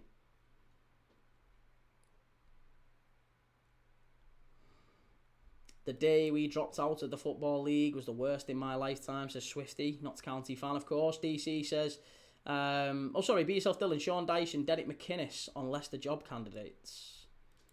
Sean Dyche isn't going to Leicester. I'd be amazed if he takes that much of a drop. Strike just wide from Forest. Eugene says 2-1 to Liverpool this one. And K2 says tuning in for the hate watch but can't watch the NLD later.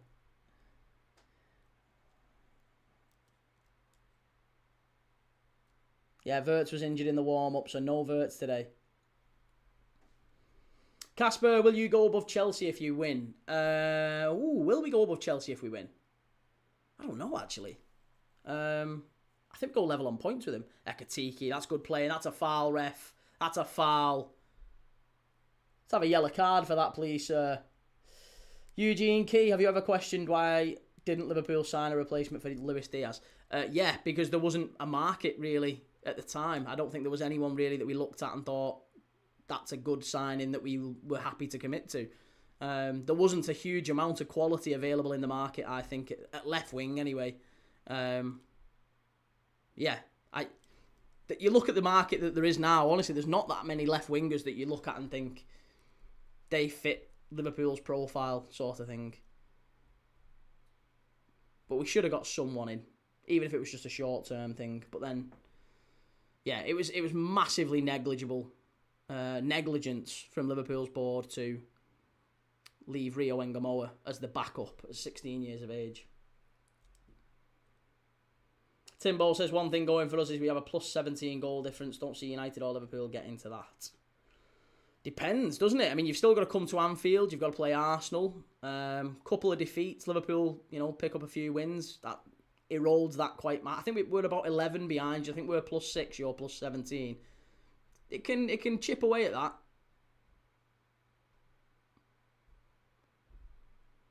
Here's Curtis Jones. Come on. First time Liverpool have even got into the Forest half, and we've got a free kick just outside the area. Gakpo it wasn't it? And Sangare has brought him down. So it's a free kick to Liverpool, about 25, 30 yards out. Not really within shooting distance, though. You wouldn't imagine so. Maybe it is. I don't think it is quite shooting distance.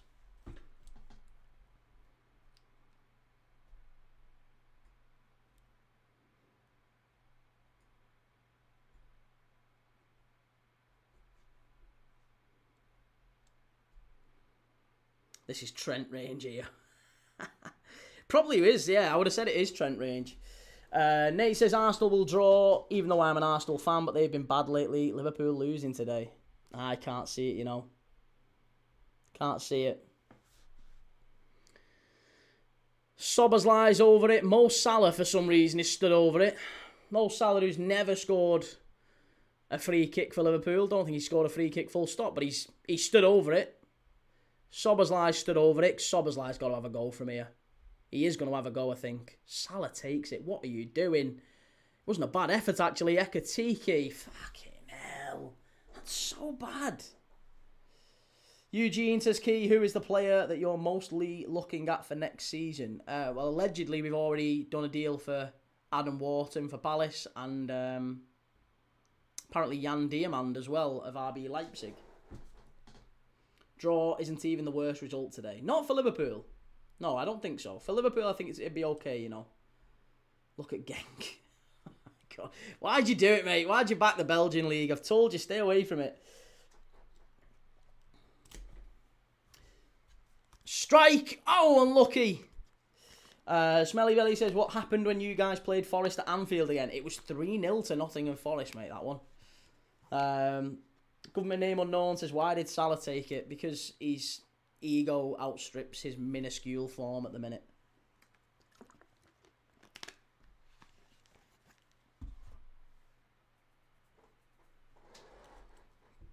Great ball in, gets Salah back on free kicks. Listen him.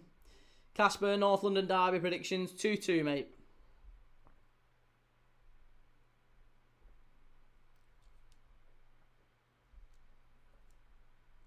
Timbo slot is 0-1-2 versus Forest. Damn.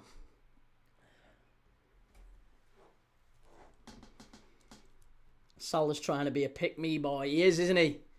Desperate. Absolutely desperate to be seen and heard, Mo Salah. Here's Olaina.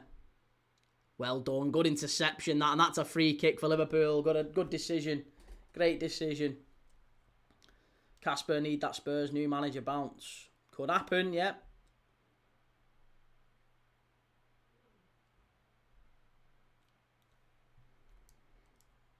Government name unknown. I only want Soberslai to take free kicks from that position. And K2, who's your favourite Liverpool player ever? Robbie Fowler. That's who I grew up watching. Salah thinks he's Ronaldo.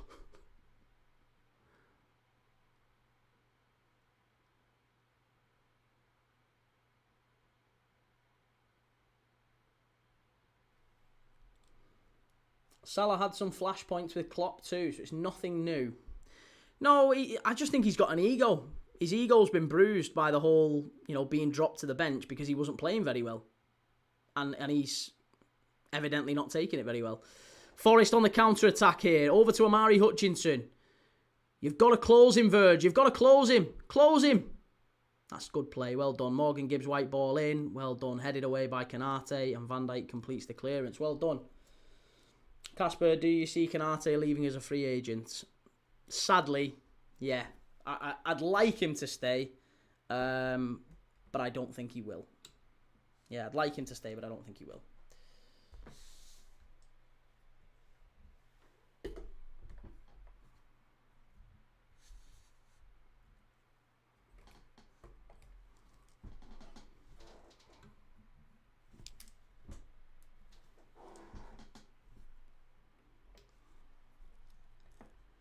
If Salah Sultan didn't do anything, people would say he lacks passion, can't win. We've got a bit of a head injury here, I think. Forest and Liverpool player down at the edge of the box. And Andy, I'd like Canate at my club. I think everyone would. I think Canate, I still think he's one of the best centre-backs in the world. I think there's a way you can do both. I don't think it's sulking and not showing any passion at all or whatever. I think there is a happy medium with that, and I think Salah crossed the line into disrespect to his manager and his teammates personally.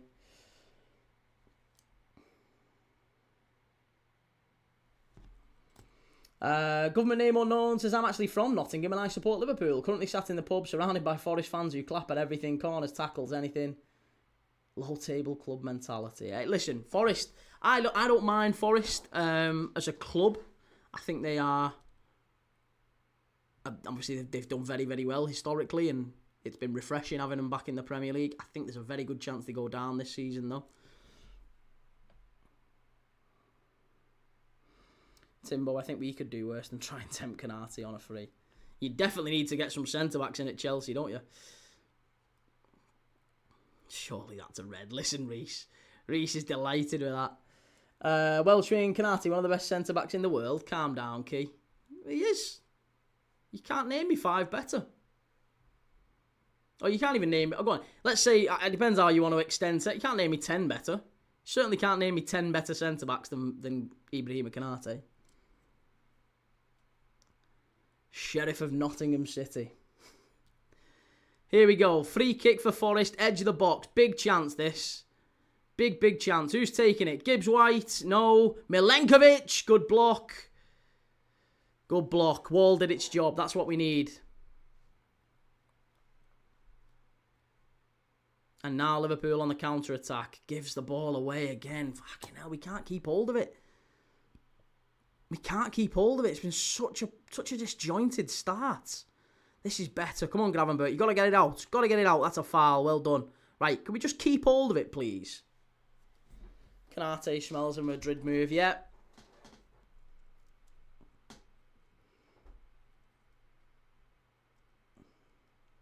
Canate the best. Are you all right, mate? Then he calls Arsenal fans delusional. The duality.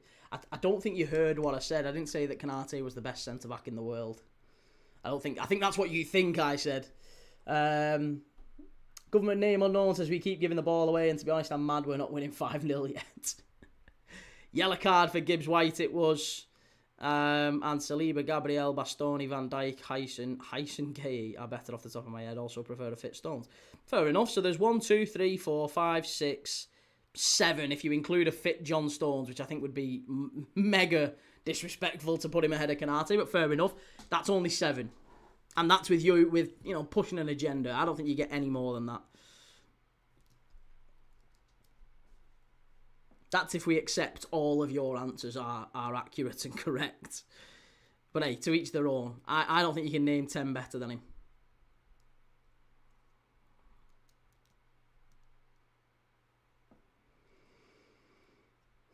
Reece says Hutchinson should have struck that. He had the angle for it. He did, yeah. Forest now down the left-hand side. We've started really just... Every time we get it, it's like we're claiming, we're going down and trying to get the fouls. What's Curtis doing there? What are you doing, Curtis Jones? This is why... Honestly, do you know what frustrates me more than anything? The amount of Liverpool fans who are so adamant we've got to keep this fella. He's fucking shite. He's absolutely shite. I don't care what anyone says. He's been awful. He's been absolutely awful. He's just pedestrian. He keeps it, always passes it off to the side. Never anything progressive about Curtis Jones. Safe. He's no more than a squad player. Get him sold. Get him sold.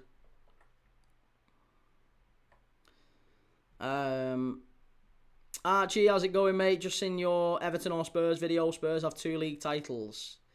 I know when I said that in the video, didn't I? If you're still looking at...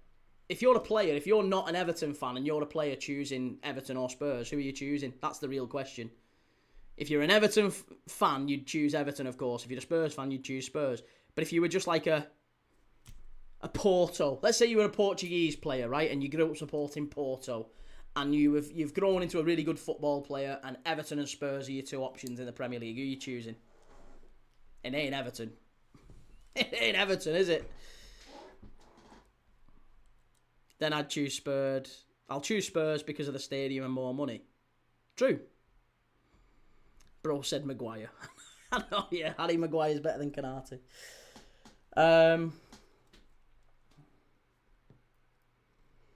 Jones keeps laying on the floor every time he loses it.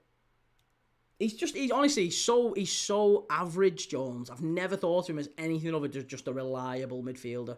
Keeps the ball well, just kind of keeps things ticking over, but there's just nothing about him. Nothing. Great clearance, that. Good defending from Liverpool. Van Dijk did very well there. Do you think 2 centre-backs are needed in the summer? Well, we've already got 1. So if Canate goes, I think Joe Gomez probably goes. We've got Jackie, Leone and Van Dijk. So I think we probably need 1 more. I think we need 1 more centre-back. So Jackie, even if Canate and Gomez go, I think Van Dijk, Leone, Jackie and 1 more centre-back will be sufficient. Andy, I'd choose Everton. They've had decent players in the past. That would be a factor in your decision, that Everton have had decent players 20 years ago.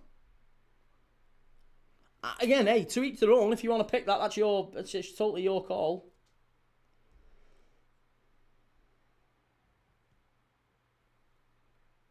Smelly Belly, which chump do you think is going to buy Curtis? I mean, he was heavily linked with Inter Milan in January. Newcastle United have been quite heavily linked with him as well. Wouldn't be a surprise. Reece says, what's the biggest thing Jones has ever done in a Liverpool shirt? Probably the Derby goal. Seriously, it'd have been the Derby goal. That's it. He's done nothing since then. Ball played back, cleared away, well done. Danny, where are you from? England, mate. Yeah, UK.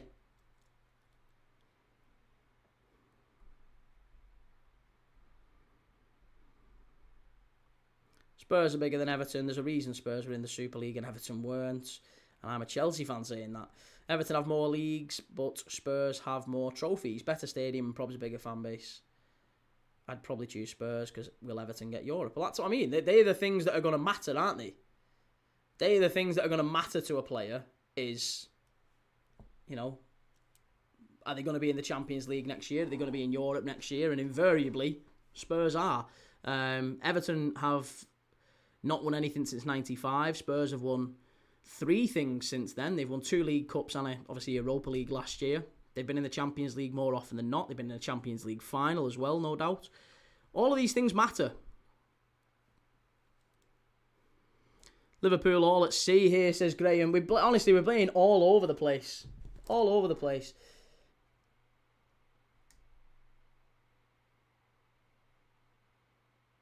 Hakimi's a fullback.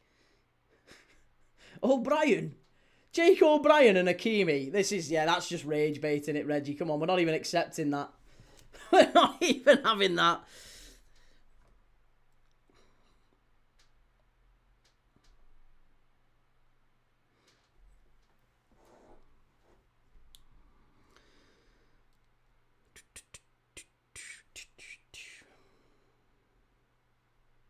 Brendan, I agree on Jones. Really don't see what people see in him. Unfortunate for Szoboszlai and Gravenberch having to carry at least one donkey every game. Well, they've got 2 today, haven't they? This is why everyone's had a pop at Gravenberch and even Szoboszlai at times this season. It's because of the fact that they're literally having to deal with McAllister and Curtis Jones every game. We've not had any right backs, so usually Curtis has been at right back, or Szoboszlai's been at right back, and Curtis and McAllister. I would not envy being the guy who has to look after McAllister and Curtis Jones in a midfield. It's laughable. Look at the state of that. We are giving the ball away every pass. It's laughable. Still think of him as young Curtis, even at 25. It's mad, isn't it? Yeah. He gets away with it because people think of him as like he's young. He's not young.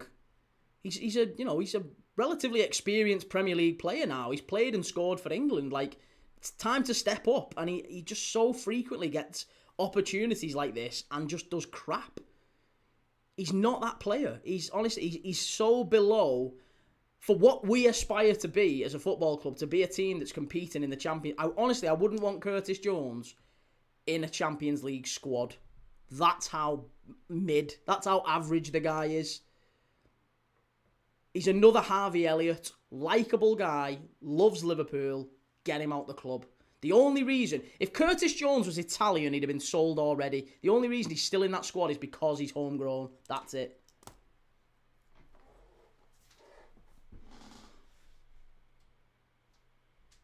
Welshwing says, was Frimpong a waste signing considering how many injuries he's had?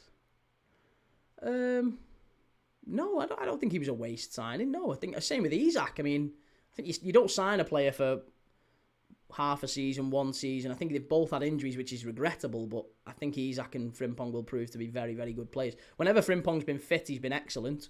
Isak scored match winners for us against West Ham, against Spurs, and then broke his leg.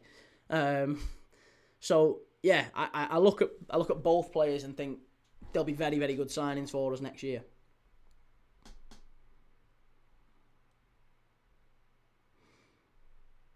Archie, Everton would have a European Cup if Liverpool didn't get English teams banned. I mean, well, let's not start that nonsense, Archie. Let's not start that nonsense. Here's Ekatike. Driving forward. Gives the ball away. Poor. Very poor. Archie, so happy Isak got injured after the way he left. Archie, why are you being bitter now? Because you've been told your team's not as big as Spurs. Don't get it's not personal, mate. It's not personal. Don't get aggy just because people have said they disagree with you about Everton and Spurs.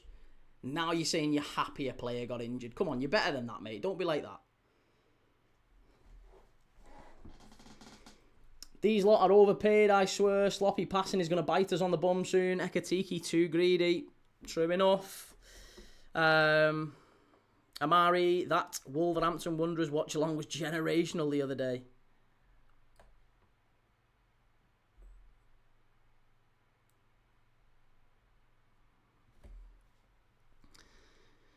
Yeah, it was a good finish to the game, wasn't it? Long throw into the box. Header! Oh, unlucky. Over the bar. Doubt we'll score 3 goals playing like this. I told you it's going to be 0-0, tense and tight throughout the game, and then it's going to be maybe a 1-0 at the end. Timbo, I'd probably put Everton 8th, Villa in the big 6th, then Everton. I think Newcastle are bigger than Everton. Again, I think if you're a player choosing on current form, not even current form, just last like 5 years. Last 5 years, if you're a player, you've got a choice between Newcastle and Everton. Who are you picking? It's Newcastle. Of course it is. It's Newcastle.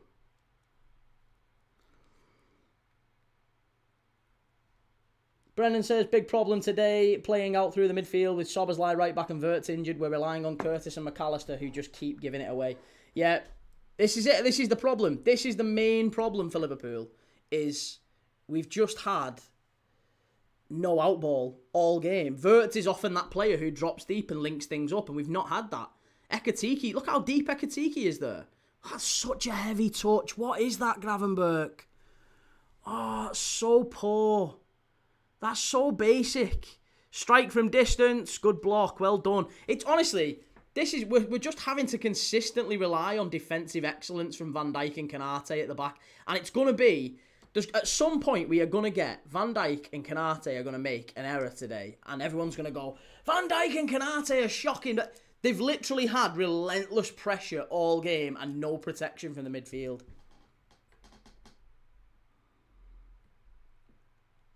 Archie, Newcastle are nothing without the oil money. You say, I'm not sure I agree. You say Newcastle are nothing without the oil money. I mean, they've not really had a great deal of money. They've not spent anywhere near as much as people give them, maybe suggest. That because they're owned by the PIF, they think it's like they've spent as much as they've not really spent anywhere near as much as people think.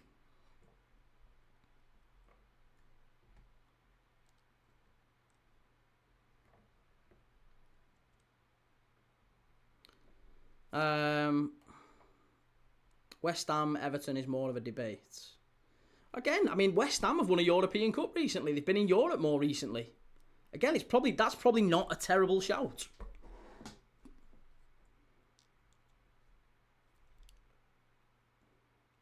He swapped it and put Szoboszlai in the middle and Curtis at right back to see if Szoboszlai can get a grip on it. And do you know what? And if that works now, then fair play to Slot. Fair play to him.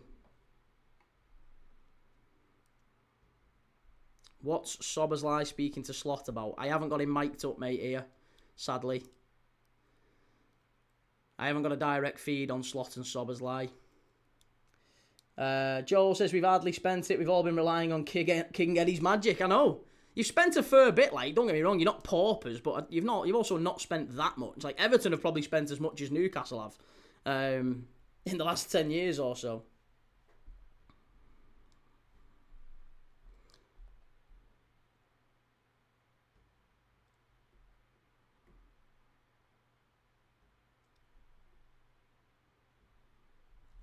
Cornell says that's why Van Dijk and Konate look so bad this season. It's the balloons like McAllister and Jones. Well, yeah, listen, defending is a team game. It's not two defenders. It's down to a team. And unfortunately, Liverpool's midfield has been absolutely diabolical. So it's just been... We've just totally exposed Van Dijk and Konate. That's all that's happened all season. Look at what happened. The big chance that happened early in this game, right, is because Curtis Jones sloppily gives the ball away. It's a little knock over the top, and they're one-on-one. They're one-on-one, and Alisson bails us out the shit. But Curtis Jones gives it away. Spark says, Key, what do you reckon? Second Eze North London derby hat-trick today? No, not for me, mate. I think it's 2-2 today. 2-2 in my opinion.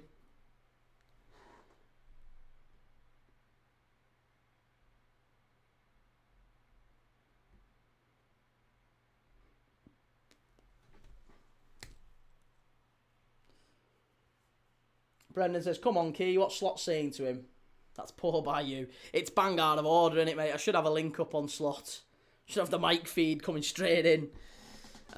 Timbo says, using your argument, though, Key, I'd definitely join Everton over West Ham. Well, I mean, listen, like I said, it's a closer argument, isn't it? I'm just saying, I think if you're a player, if you've got no horse in the race, you're just looking at who's the best prospect for me in my career. This is a big chance for Liverpool. Gakpo, far side, headed to the edge of the box. That was unlucky. That was better, though. That was a little bit better. And we give it away again. Oh. Creed, come on, Forest. Now, that's not nice, Creed. Yeah, I mean, if you're looking at West Ham and Everton, then you'd look and you'd maybe think, well, West Ham... London, could that be a factor? The London factor's often a factor for players. Better quality of life or whatever, maybe, I don't know, if you're rich. Been in Europe more recently. Won things more recently. Could be a factor. But I guess that's maybe a flip of a coin. Everton and West Ham both big clubs in their own right. Oh, here we go. This is a chance. This is a big chance. Szoboszlai hit it. Salah, got to get the right pass. Must be. Oh, Mo! Mo, you've got the one opportunity to put it in. So poor. So poor. All he's got to do is lift that to the far post. That's dreadful from Salah. It's absolutely shocking from Salah.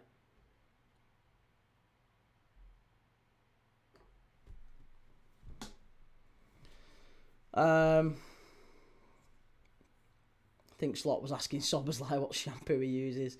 Morning, Jabba. How's it going, sir? And it's a shame because Gravenberch started the season very well. Shame he hasn't been the same recently. Again, he's surrounded by morons and numpties in that midfield. Shay says Salah on his right foot. Salah's not got a right foot. That was just awful. Salah wasting a massive chance there.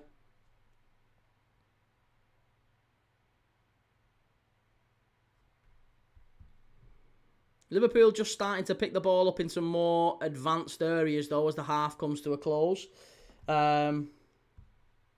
Reece says, Salah, that's a simple and bread and butter cross. No need to overhit it. Not a balloon, is it? He kicked that like it was a flyaway, didn't he? Why are we attacking down the flanks when our wingers can't even cross the ball? I genuinely think our fullbacks have better delivery. Frimpong and Kirkes can whip one in without wasting it.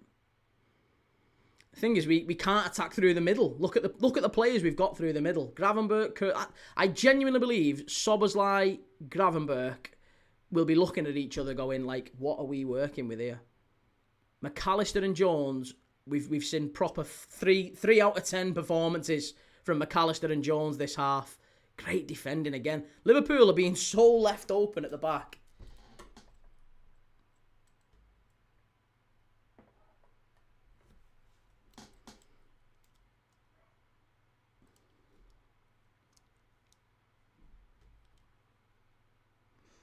James, how's it going? It's going good, mate. How's it going for you? Good to see you.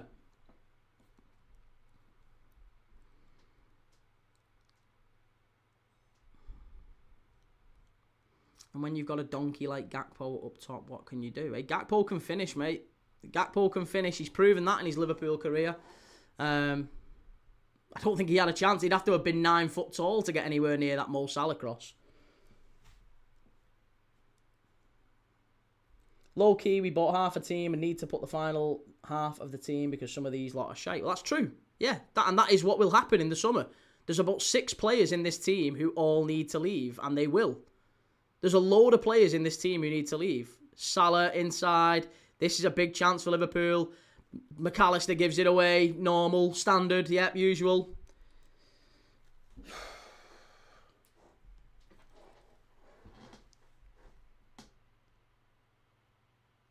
Honestly, he's so poor. Absolutely shocking. Mikey, Salah is finished.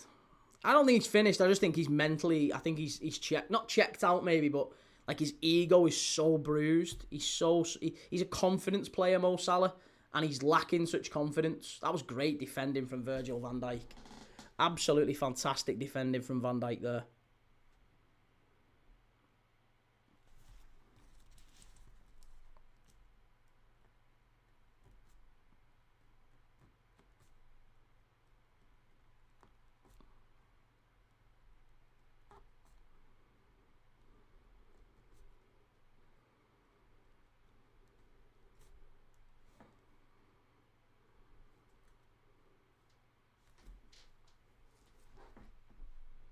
Come on. Come on. Give us a chance. Casper, name the 6 that should leave. Curtis, Maka, Kanate. I'd like Kanate to stay, but I know if he wants to leave, then he's probably going to leave. Chiesa, Robbo. Oh, Forest in the area there. Ball pulled back. Good save from Ali. Well done. It's going to be a corner. Yeah, Curtis, Maka, Kanate, Robbo, Chiesa, Gakpo as well. But yeah, we've got to get rid of Curtis. Got to get rid of Curtis Jones. And McAllister. The pair of them, just not our level. Sparks, when AFTV Julian started complaining about Gale Force wins from that Wolves game, I was genuinely irate because it's people like that who give Arsenal fans the horrible rep they don't deserve. Gamer Guru says, Salah got his 400k a week. Now it's time to sit back and chill.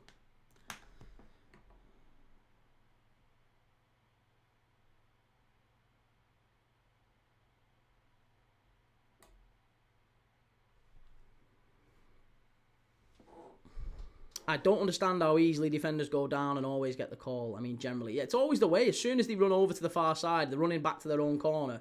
They always do it, don't they? Alisson, Salah, Tekatiki and Van Dijk. Yeah, McAllister and Jones are the big two for me.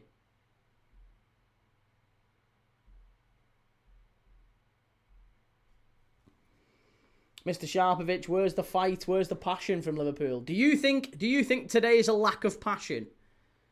Do you think that's what the issue is with this Liverpool team?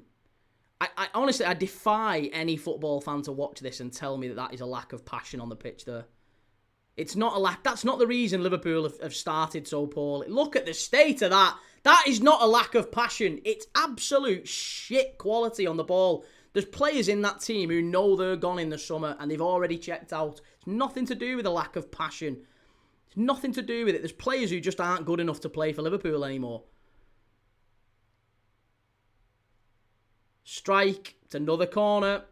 It's another corner. Lack of creativity. If you're if you're a Premier League footballer, the least I expect of you is being able to pass 5 yards to your teammate. We can't do it. We've not been able to do that all half. All half.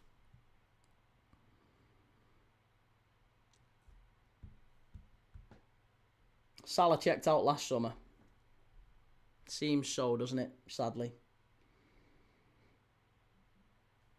Well, it's a corner for Forest. This is the perfect time for Forest to score. Just on half-time. Ball whipped in, and it's right on the roof of the net. Easy. Lack of skill, not so much passion. And Buddy says, what is Slot seeing? Why would he not change the formation? Mate, again, I have to be really... I don't want to sound like coarse or harsh or whatever, but honestly, what is a change in formation going to do if players can't pass 5 yards to the teammates? There's base level expectations you expect from footballers, and if you can't do that, it doesn't matter about what the coach says. It doesn't matter about whether I put you slightly in off the right or put you in the centre. It makes no difference. If you can't pass to your teammate 5 yards away, there's something that's beyond you as a footballer. There's just players on that pitch. It's not about intensity. It's not about energy or passion or any of that stuff. They are just flat out not good enough and have checked out of the club. They know they're not going to be here next year. I think there's been conversations with McAllister. That's been very evident by what he said. I think there's been conversations with Curtis Jones. That's been very evident with how he's played recently. Salah too. There's loads of him. There's loads of him. It's absolutely nothing to do with energy or passion and everything to do with a lack of basic fundamentals in football. Look at Kirkes. Hey, there's no lack of energy from Kirkes, is there? There's no lack of passion from Kirkes. Kirkes is flying. Charging back. He's doing everything you need to do from a fullback there, Kirkes. And it's not just the new players. I think Van Dijk's done well today. It's not the players who are going to be here next year. It's the players who aren't going to be here next year who are bang out of order. And McAllister again. Curtis Jones again. It's them too. Look at it. Look who was giving the ball away for Liverpool. It's the same people every single time. McAllister, Jones, Salah fluffing chances over the bar from Forest.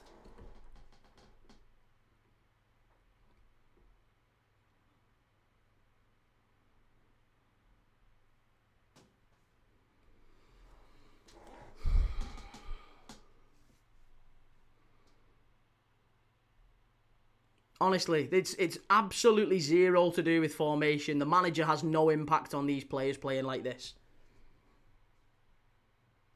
Casper, why has McAllister had such a drop-off?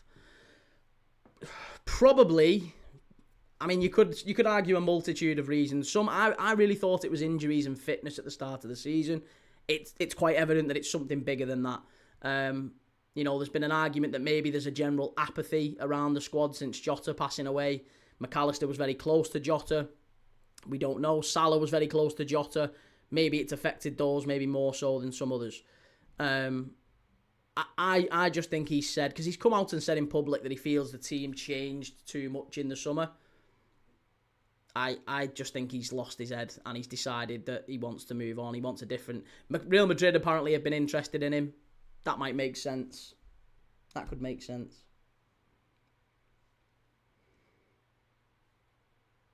Ekatike has got plenty of praise this season, but he's been shite today. Well, it's days like today where we miss Alexander Isak, and the reason we miss a proper centre-forward is because, generally speaking, whenever Ekatike is on the pitch, he's everywhere but where you want him to be.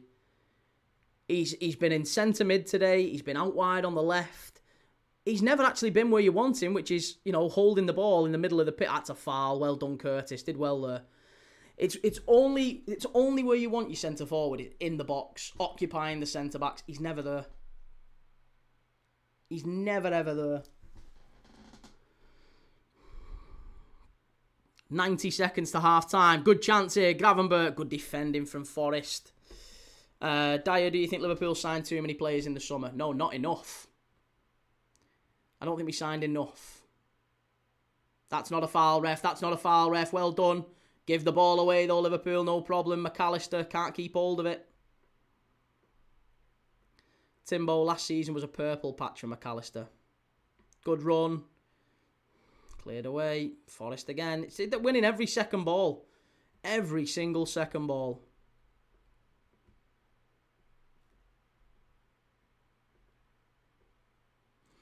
Dyer, I reckon it disrupted the squad. Yeah, I know, but there's also an inevitability about that, and you can't really avoid it.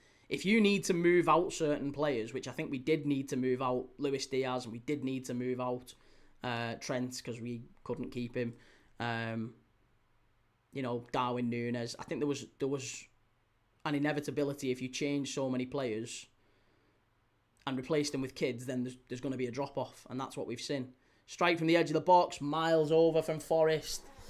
Gamer Guru, I think Jota was a bigger piece of the puzzle than people think, and it's a massive impact, not just losing him, but in the way he went. Rest well, Jota, football misses you. Absolutely right, that's a great point.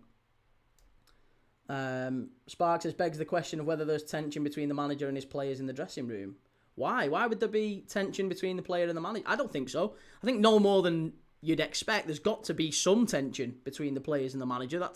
It's healthy tension, isn't there? I mean, people talked about it with Klopp and the players. It wasn't like he was constantly hugging them. There was always tension between Klopp and the players. Shay says, you spent 400 million though, you can't spend $1 billion in one window. Well, I know, and this is it. If you're trying to change a squad, you've got to change it gradually. It takes 3 or 4 windows. And I think that's what we're going to see. We've just signed Jack A. It is half time now. We've just signed Jack A. I think we're going to need another summer to see Liverpool anywhere, and maybe even another season to see Liverpool anywhere close to back to our best, and probably another 500 million quid spent.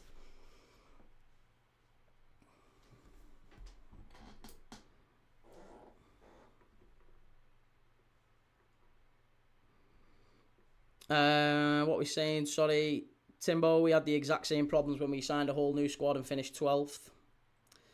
Dyer, I've got Liverpool though. No, they're not playing well enough that I would back them to win it.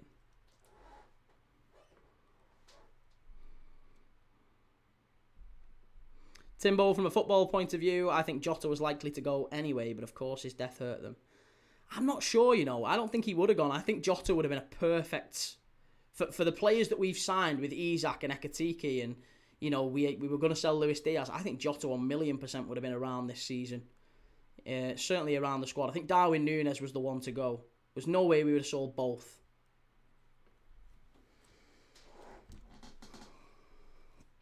Gamer Guru says Slot has to kick them up the arse if they're going to win this game. I don't think we need to kick up the arse. I think the players need to...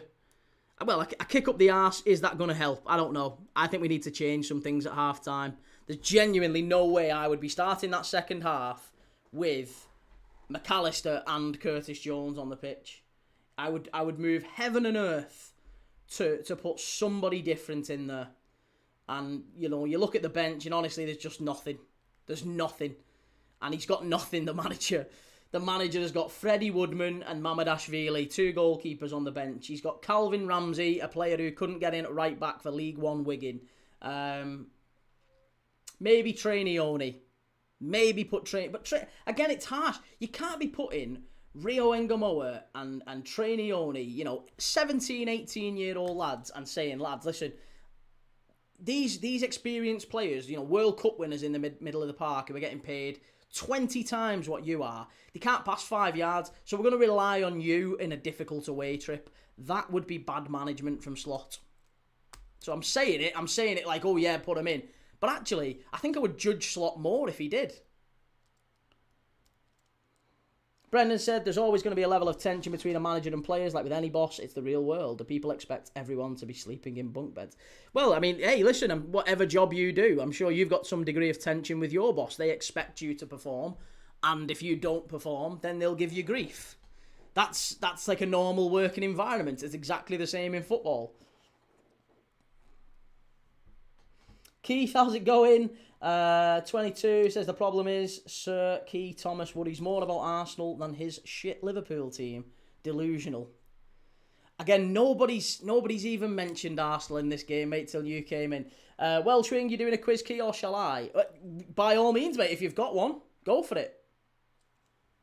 If you've got one, I'd be delighted for you to do a quiz.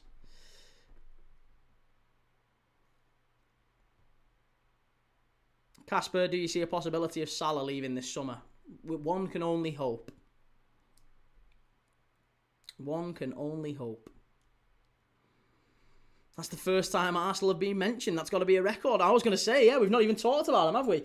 Roshan says, what's happening with our pressing? It's just so bad. Pressing is bad. Ball retention is bad. Our football is so bad. I mean, I just feel like it's all down to basics. It's from basics from players. It's nothing to do with a formation or a structural change. It's just the manager has got such little options and he's having to pick players who he knows are not good enough. Curtis Jones and McAllister, case in point.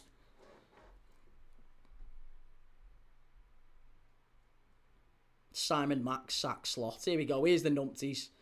Here's the numpties coming in. Sack Slot. I've never heard such nonsense. These are the idiots who'll bite tonight when all the toxic Liverpool fan channels will freak out and say, sack Arne Slot, sack Arne Slot. Declan says Slot's a knob. I didn't know you knew him, Declan. Welshwing says the top 10 players that have scored in the North London derby in Prem history. Ooh, go on then. Top 10 North London derby scorers. Kane would be one, surely. Henry would have to be another. Van Persie, probably.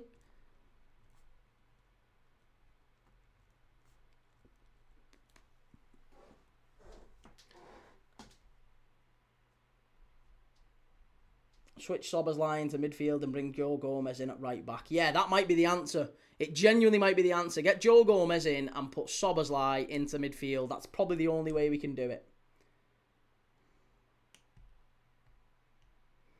Jose, new background, class act Key. Cheers, man. Righty, Adebayor, Son, possibly, yeah. Son's not a bad shout.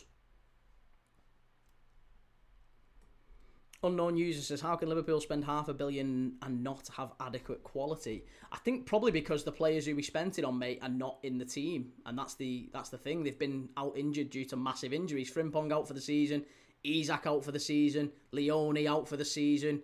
I think if you've got a couple of brain cells upstairs, you'd generally know that. Ericsson, Gareth Bale has to be in there. Adebayor second. Okay, Adebayor second. Good answer. Van Persie is 8th. Bergkamp, Henry is 6th. Son is 3rd.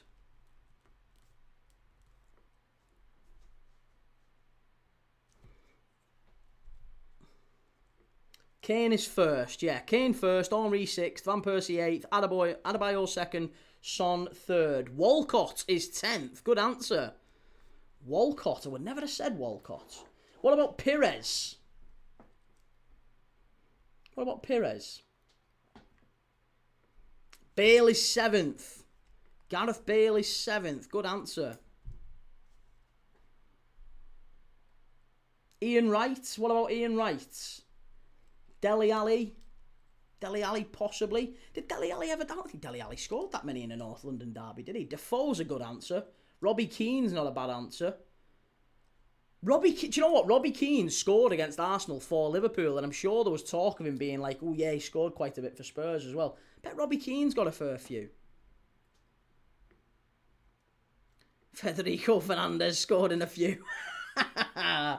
Perez is 4th. Hey, there you go. I got one right. Perez is 4th. We've got 2 left to get, haven't we?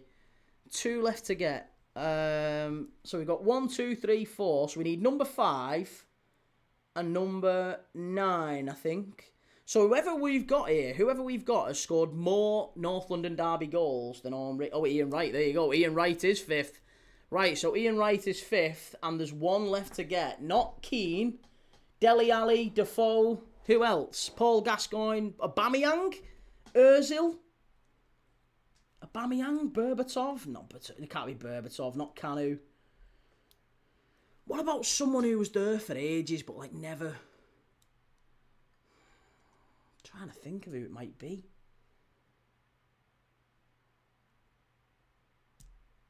Chimey, okay, Key, I now believe your squad depth excuse. Your subs bench sound like generic unlicensed Pro Evo names. It is, isn't it? We've basically got Minander. Minander's on the bench.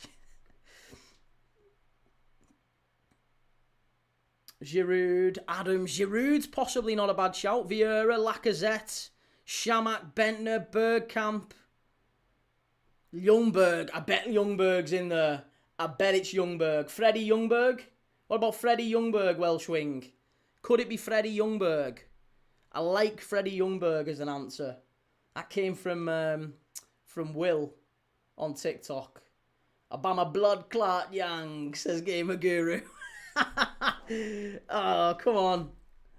Not Vieira. Surely not Vieira. He didn't score that many. Arshavin. Wasn't there that long, was he, Arshavin? Saka. It is Vieira. Hey, Christ, listen me. Patrick Vieira's got more North London derby goals.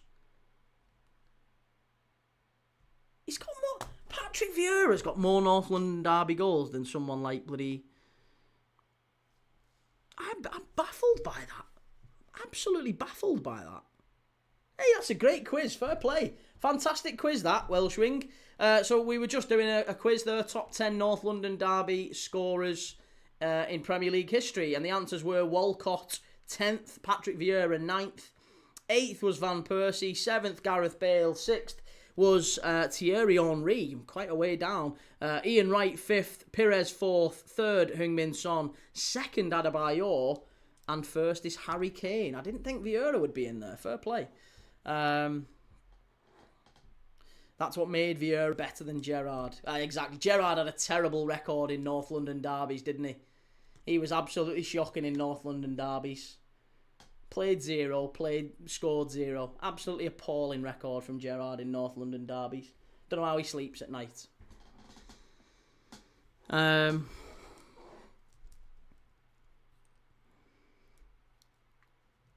Chimey, proper Europa League quality bench you lads got. Europa League? You must be... It's not even Europa League quality. Everton have got a better bench than us. 0-0 in every game so far. Snooze fest. Listen, you can't watch games expecting goals and equating goals to excitement. Because there's always excitement in games of football. There's always tension. You've got to enjoy the occasion. It's nice if there's goals, though. Admittedly, I enjoy it when there's some goals. Welsh wing, he has 4 goals. Same as Walcott. Vieira's got 4. Walcott's got 4. Yeah, good quiz, that, Welsh wing. Well done. Enjoyed that. 124 says get Morrison on at some point. What a player. And anyone think though football is getting more boring to watch. It's because we've got less. We've talked about this a load on the channel. Feels like we talk about it every other week. It's because football is appointing managers like Mikel Arteta, like Pep Guardiola to a degree, who don't enjoy individuality and mavericks, and they don't tend to encourage creativity and attacking flair. They don't want that. They want system players. They want big, tall, fast, strong system players. They want Adama Traores that can control the ball and follow instructions in every position. That's basically what Arteta and Pep want. And I think inevitably football will shift again. It'll go into a new cycle, and in a few years' time, you'll start to see more Zolas, Coutinhos, Hazards, Janinios from Middlesbrough. Start to see more of those, diminutive, great on the ball, flair players who just make us all excited. They're the people who we remember watching football for, right? Shell, get them blue lights ready for Tomozki. Here we go, Shell. We'll have him on. There you go. Is that dark enough? That's royal blue, innit? That's royal blue for Everton tomorrow. We'll have royal blue for Everton tomorrow night. Oh, let's get back to green for this game. I'm green with envy. Gerrard never performed when he pulled on that Arsenal shirt. He was a disgrace. Dyer, it's because especially at big clubs, one loss could be the end of your job, so a manager's scared to lose. True enough. And Passport says you've really missed Wirtz today. We have, massively missed Wirtz today. Frank Lampard will return to the Premier League and save football, says Daniel. Spark says 6 players that have played for 7 or more Premier League clubs throughout their career. Oh, we've done this one before. Go on. 6 players who've played for 7 or more Prem clubs. Milner. I think Les Ferdinand is one. Pretty sure Les is one, isn't he? Am I right in saying that? David James, I think, has played for 7 or more, has he? David James has played for Liverpool, City, Villa, West Ham, Portsmouth.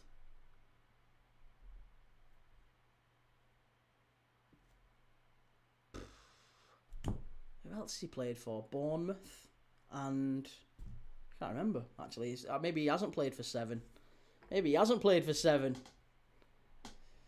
Milner is only 5 clubs. Is he? Leeds, Newcastle, Villa, City, Liverpool, Brighton. 6. Okay. 6 for Milner. Bent is number 1, 8 clubs. Yeah, Bent, of course, yeah. Is that Marcus Bent or Darren Bent? Anelka, of course. Anelka has to be. So Anelka's played for... I don't know if he has, actually. Has Anelka played for 7? Anelka's played for Arsenal, Liverpool, City, Chelsea, Bolton, West Brom. That's it. 6. Yeah, no, Anelka's only played for 6. Marcus Bent. Okay. Mark Hughes. Did Mark Hughes play? I don't know. Mark Hughes played for 7. Defoe? Nah, Defoe wasn't. Defoe's West Ham, Tottenham, Portsmouth, Sunderland. Who else have I missed with Defoe? Anelka's only 6, not 7. Not Raheem Sterling, no. There's got to be some goalkeepers in there. I don't think it's Defoe. Right, here we go. We're off for the second half here. Big second half required from Liverpool. We have to get this one right. Crouch has played for QPR, Southampton, Liverpool, Villa, Burnley, Tottenham, Stoke. Yeah, Crouch is one. Crouch is definitely one. So far we've got Crouch, Bent, Ferdinand. Has Les Ferdinand done it? Craig Bellamy. Bellamy has played for Norwich, Coventry, Newcastle, Liverpool, City, Blackburn, West Ham. Yeah, Bellamy definitely has. Bellamy's 1,000,000%. It's Bellamy, Crouch, Bent, Ferdinand. There's two. Andy Cole. It's going to be a corner to Liverpool. Good chance early half here. Andy Cole's played for Newcastle. Yeah, I think Andy Cole will done actually. Newcastle, Manchester United, Blackburn, Fulham. Who else has he played for actually? I don't know, maybe not. Here we go. Tal Ben Haim, Anelka is 7. Oh, is he? Who's Anelka played for? Andy Cole never played for Arsenal in the Prem. Here we go. Corner for Liverpool. Headed on. It's going to be another corner over to the far side. We'll take that. Andy Cole is number 2. Okay, Andy Cole's right. Anelka must be right. Anelka's right, I think, mate. Yeah, according to FM No Casuals, Anelka's right. Passport, how far do you go with Slot? Minimum to the end of next season. I would not be sacking Arne Slot at all. No, it's not Arne Slot's fault. Corner for Liverpool here. Near post. Forest headed it away. Still in here. Ekatiki, if you can get it back out. Got to get the ball in here. That's a terrible ball. What is that? That's awful. Scott Parker. Mark Hughes is only 6. Andy Cole played for Newcastle, Man United, Blackburn, Fulham, City, Portsmouth. I didn't know he played for Portsmouth and Sunderland. It's going to be another corner for Forest. Not Milner. No, not Milner. FM No Casuals. It's not Anelka. Apparently Anelka's never played for 7.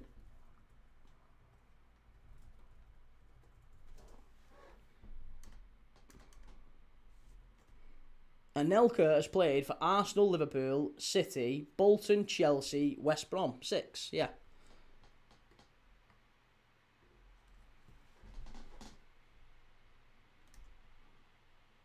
Wayne Routledge, could be. Forest, Keir out, well done. Oh, unlucky. Kirkes, man of the match for us again in back-to-back games. He's done very well, Kirkes, can't deny it. He's done very, very well. Wayne Routledge. Could be Wayne Routledge.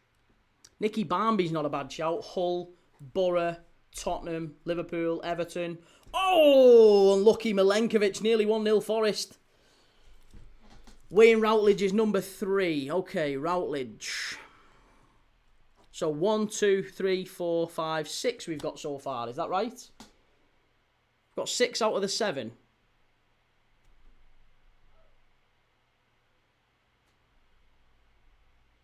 It's a good header, that. Really unlucky Forest. Come on, Liverpool. Got to step up here now. Sobersley doing all the chasing.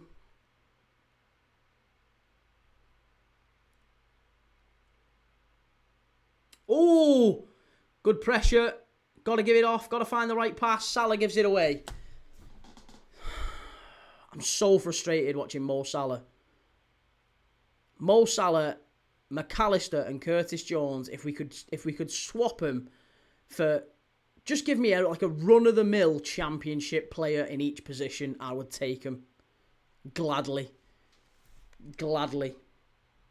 We've had Peter Crouch. Tal Ben Haim. Could it be Tal Ben Haim?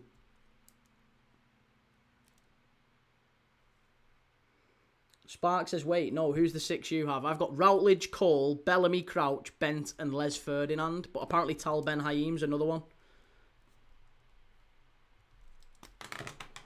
Has Sobersley served his ban? I think he snuck onto the pitch today, mate. He's still suspended, but the ref's not counted him. The ref's not checked. He's got in under the ref's nose. Shay says, this sounds mad, but I think Salah knows he's gone in the summer and wants to get Slot sacked before then. How's he giving the ball away so much in easy positions? I'm with you. It's not just him. It's Curtis and McAllister as well. There's some players on that pitch you can see clearly are really trying and really want to do their best for the team and are really putting their effort in. And there's some who are just, maybe it's not a deliberate attempt. Maybe they're not deliberately trying to mess things up. I don't think that anyone is that unprofessional, but I think there is, at this level, if you have even a 1% lack of if If you're not 100%, you're not totally invested in it, you'll get found out. And I think that's what's happening. I think Curtis and McAllister have been found out all season. And Salah the same, if we're being dead honest. It is Tal Ben Haim. Nice. Les Ferdinand is 6. Last is Ben Haim. Love that. Raymond says... Gamer Guru says, got to be a young lad who started watching football 2 years ago. And I remember when Salah was good. Good times indeed. It's just a shame to see this version of Mo Salah. And again, there's a lot of Liverpool fans who are backing Salah and insistent that he's not an issue in this side. And I think it's quite evident that he is. Here's Sobersley. Great pass. Curtis, got to get it right. Strike. Gives it away.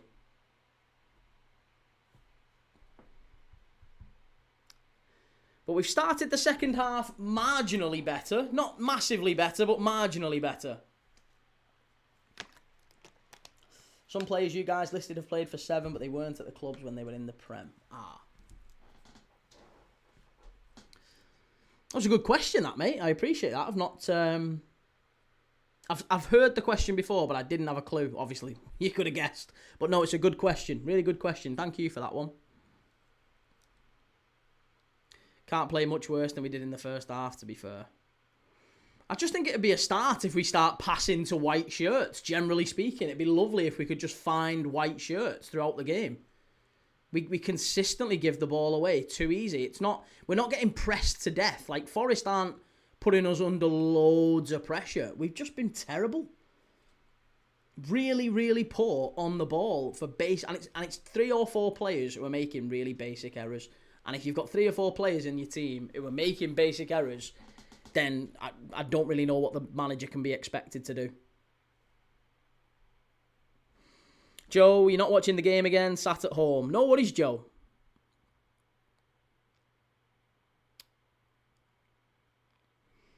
Get better camera angles on Sky.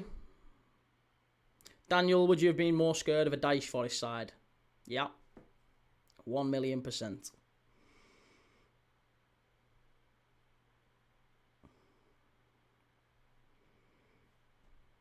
Ryan says, fun fact, Key. Did you know that Pep Guardiola almost played for Big Sam at Bolton?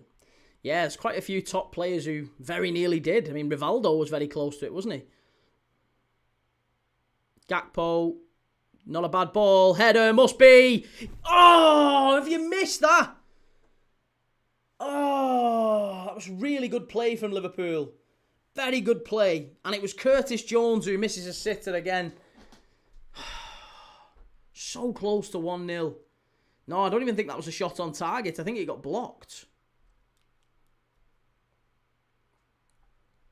Have you watched the new Sam Allardyce documentary? No, I haven't.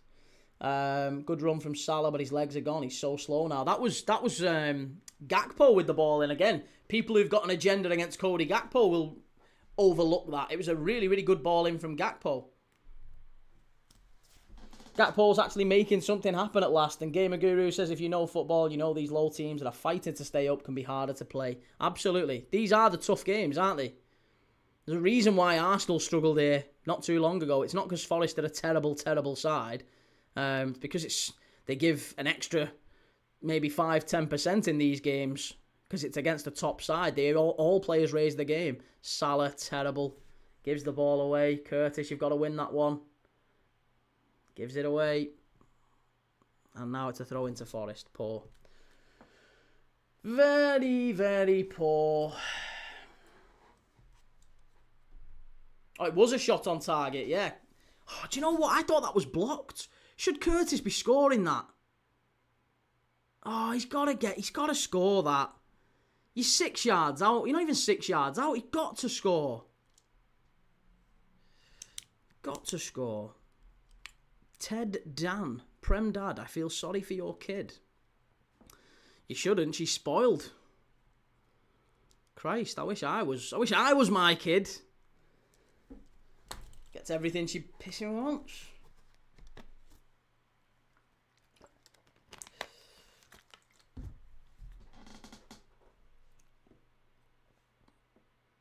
Curtis Jones now picking it up much, much deeper. Plays it over to Mo Salah. Good touch from Salah. Loses the ball. Throw into Liverpool. Eric, I can see Forest winning this one 2-1. I would be amazed if we saw 3 goals in this game. I said at the start I thought it would be a cagey, tense, tight, 0-0. And as the game drags on, Forest, who have got, extra minutes in their legs from playing in Europe in midweek, I think it was always going to be a 1-0 type of game. And I think that's what we're going to see. I think that's what's starting to bear fruit. They were playing in Fenerbahce earlier this week. And 72 hours ago, this Forest side were playing in Europe while Liverpool had their feet up. We should be the fresher of the two. As the game is going on, we should be able to, pull out an extra 5-10% to hurt Forest. I love watching Kerkez and Van Dijk ping one across the pitch. They've been maybe our best players today.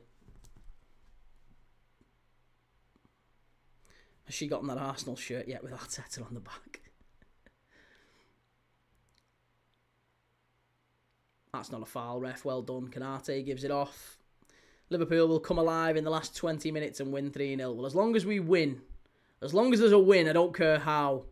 Good ball over to the right for Curtis. Salah, you've got to push up there. Good lad. Well done. He's too slow. Back to Salah. Come on, Mo. Good pass. Unlucky. Better. That was better. Much better. Europa League's very harsh on the team, says Daniel. Is this obsessed princess going to watch Arsenal again? Are you talking about me? If so, yes, I'm going to be watching Arsenal again. Yeah. ZG Diamand from Leipzig to come in the summer. Hopefully. Yeah, I'd like him to come in. He's not a bad player. Certainly a little bit more direct than the sort of players we've got. Government name unknown says Jones ran down the flank just to stop and pass it backwards. Typical Curtis. 1-0 to Fulham, says Cornell. Fulham getting a result at the stadium alike. Maybe it's not that great a place to go. Right, here we go. Big chance here for Liverpool driving forward. Got to get the ball in. McAllister gives it away. Too easy. Too easy, that. Daniel, what's the rumoured fee for Diamand? I think it's around 60 to 70. Gakpo's give the ball away. Is he offside? Mr. Sharpovich says Kara's very harsh on Liverpool, saying it's the worst first half he's seen this season. It wasn't far off. I don't think I'd disagree with that. I really don't think I'd disagree with it. It's probably not far off that being accurate, to be honest. Yeah, it was off a set piece. Good header from Raul Jimenez to put Fulham 1-0 in front.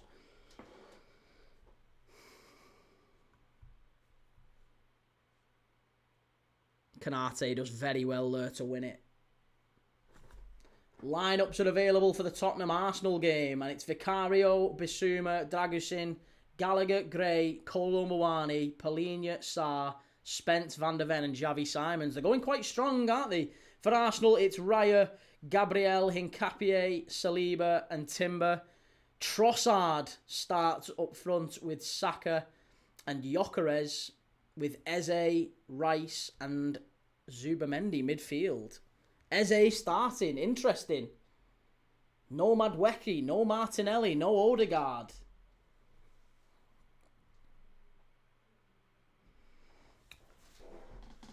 Government name unknown, who do we have on the bench? You're going to be very, very surprised when I tell you we've got Calvin Ramsey, Trey Naoni, Rio Engamoa, Joe Gomez, Federico Chiesa, Kieran Morrison, Andy Robertson, Freddie Woodman and Mamadashvili. That's our options on the bench. Egyptonica says, did Wolves miss a penalty against Palace? They did indeed, yeah. Right, long throw into the box. Red Star says, what's that? A set piece and you're not moaning? What could be the difference? Nothing wrong with scoring set pieces. Again, bad faith arguments from Arsenal fans. That's unusual, isn't it? Hello, mate. Sorry for being late. Not good enough, Sam. I'm only messing. Good to see you, mate. Good to see you. Prince Rupert says, why is Robbo on the bench? Because Kerkez has been maybe one of our best players in the last few weeks and months. I think he's done really well since he's come back in. Ekatike. Come on, ref. That's a foul and a yellow card. Come on. He was basically pulling him back all the way then.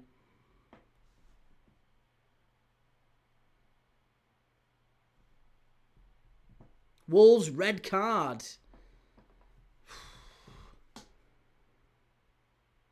Martin says, hoping Liverpool win. I'll never forget when Forest ruined our 22-23 season. And government name unknown says, Jesus, bring on Chiesa and Rio, I guess. I mean, there's just nothing, is there? There's just absolutely nothing. Like, I wouldn't bring on Chiesa. I don't think Chiesa offers anything that we've not... These lads have been rested all week. There's no need to really change anything. But, like, there's no need to freshen things up. It's just that the players we have are not good enough. There needs to be a general acceptance of that. Look at that. It's dreadful. Straight out of play from McAllister. Absolutely shocking. Gamer Guru, never a foul.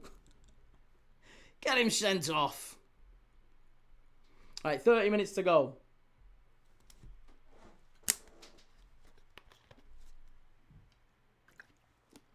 Egyptonica says, I think Wolves deserve 3 points against Palace so far. The stats show they're dominating. I'm forgetting that we drew with them 2-2. I'm so glad I didn't watch that game. I was playing with my buds. And Ben says, good advert for Adidas shirts.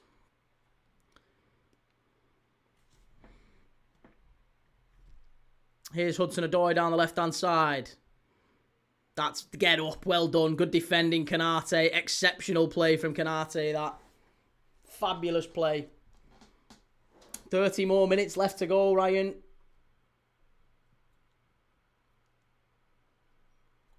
Shocking free kick, sir. It was, wasn't it? Terrible free kick.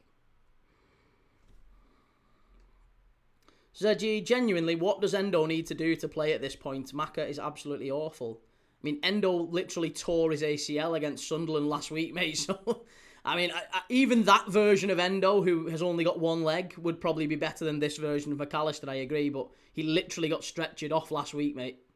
So that's why Endo's not in. Forest into the area.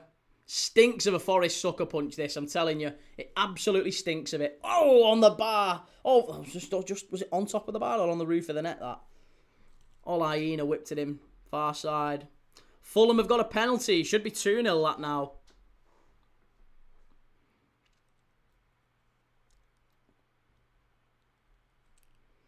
McAllister deserves a red card for that free kick. Soberslai would have scored it. Egyptonicus, how do you think Tottenham v Arsenal is going to go? I said 2-2 before the game. I still think it's going to be 2-2. But to be honest, I can't even think about that now. I'm just hoping that Liverpool can pull something off in these last sort of 30 minutes.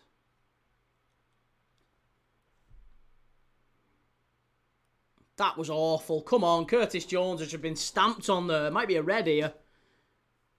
Gibbs White's already on a booking. Get him off. It was Hudson-Odoi. Nah, he just kicks him there. Can't Endo wheel himself around the pitch, Father Ted style.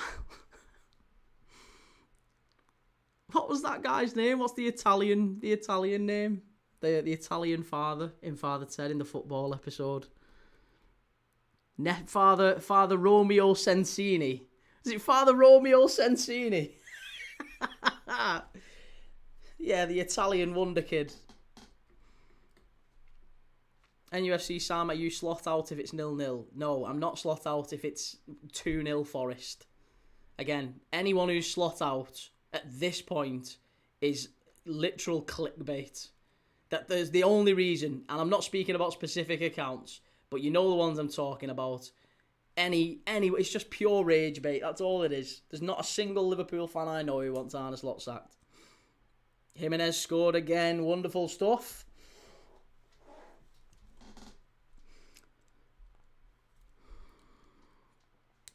How long's left, Eric? 25 minutes plus added time. They're about to bring on Ndoye and... is it Delane Bakwa? Is it Bakwa? I think it is Bakwa, isn't it? Yeah, Hudson-Odoi off for Delane Bakwa. And I don't know who came off for... Oh, Amari Hutchinson. Oh, there you go. Amari Hutchinson for Odoi. and delaying backward for Hutchinson. So Hutchinson and Ndoye off. Hutchinson and Odoi. Hudson-Odoi off. Ndoye and backward coming on. Matt, is it at Anfield? It's not, mate. No, it's at the City ground.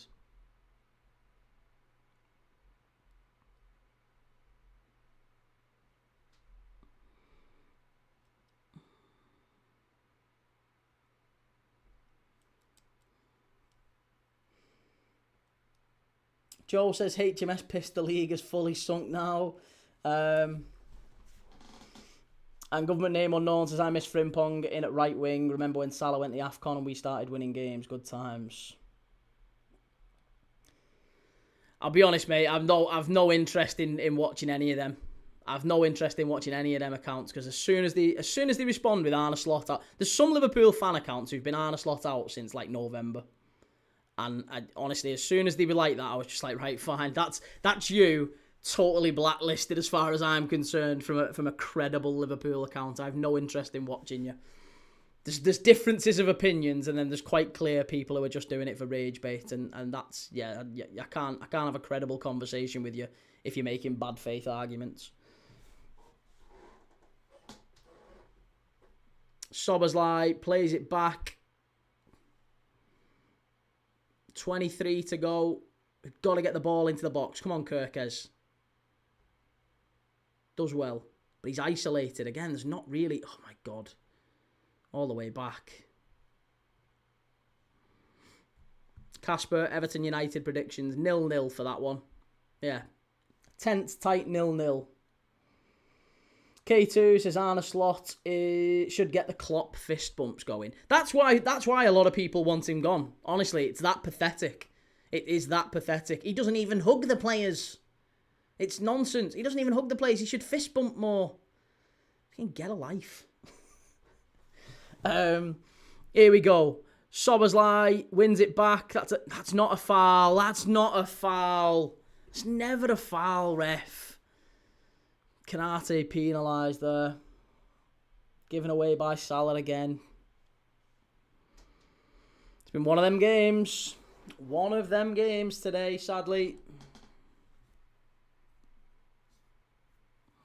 Swifty, considering what Liverpool spent on attacking players last summer, this is poor.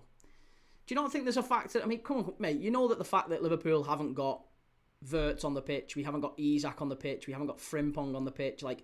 The attacking players we've signed, we've actually not got on the pitch.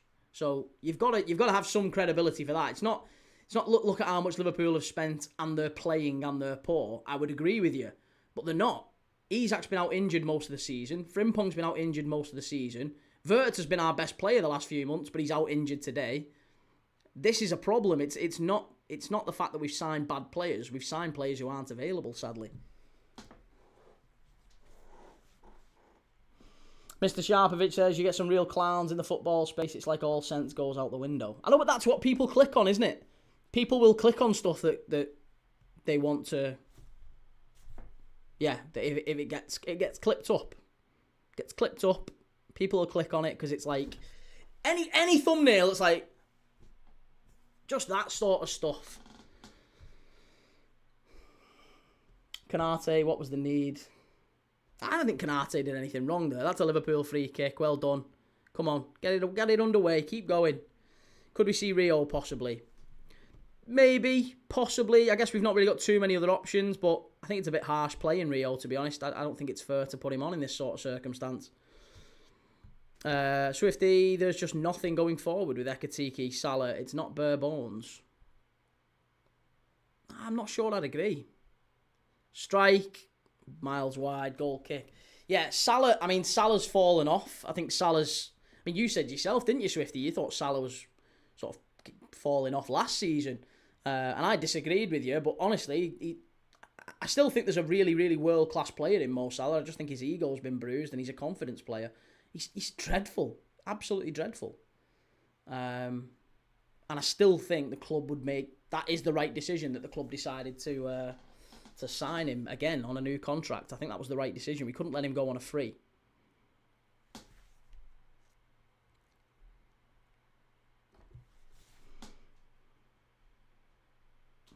Forest are so bad. How can we not even take a shot at them? They're very, very deep. We have had, it feels like second half at least. If you look at the stats, second half, Liverpool have had 70% possession. We've had more shots on target, more corners. Salah driving into the area. Ref, come on. Oh, come on.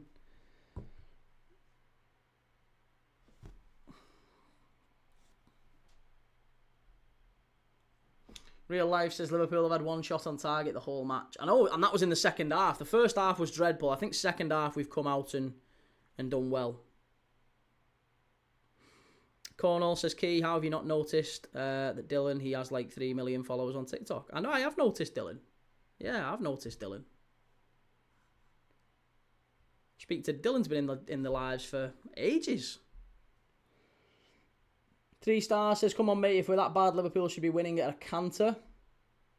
Yeah, no, Forest are not that bad. I think Forest are accepting of a point. I think we've got to look at the teams and think, well, a point here for Forest is a great result. So the emphasis is on Liverpool to come here and score, and they're doing what they did against Arsenal, which is sitting back. Forest are bottom 4. I expected to see you attack them more than this. I mean, come on, mate.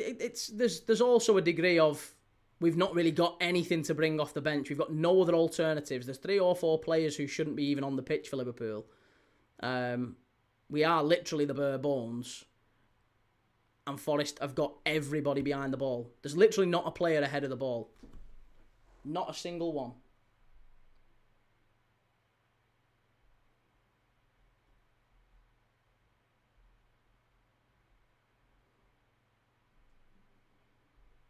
I mean, for what it's worth, Arsenal didn't have a shot on target against Forest in the first half when they played them. So it's not like there's a massive discrepancy between how Liverpool played against Forest and how Arsenal played against Forest. Arsenal had 1 shot on target at this point in the game. They had 0 shots on target against Forest in the first half.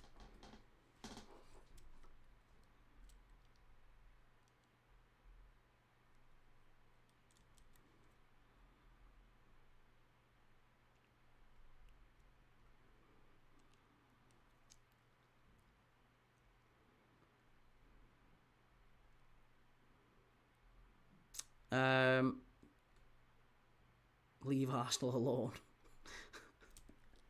Shell, has he made any subs 3 star? Yeah, Forest have. Forest have made subs.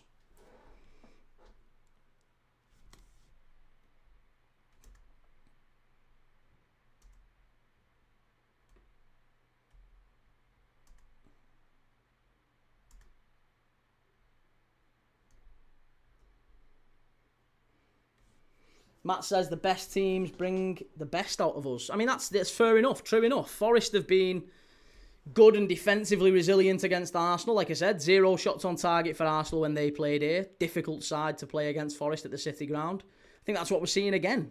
And you'll be Liverpool fans desperate to say Arne slot out after this without actually looking bigger picture at what Forest have done. Swifty, it's just another poor Premier League game to go with so many this season. True enough.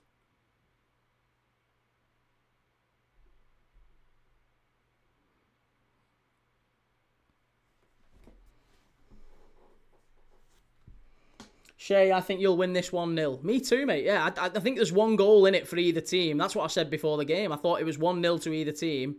And it'll be a really tight, cagey one. Very similar to the Sunderland game.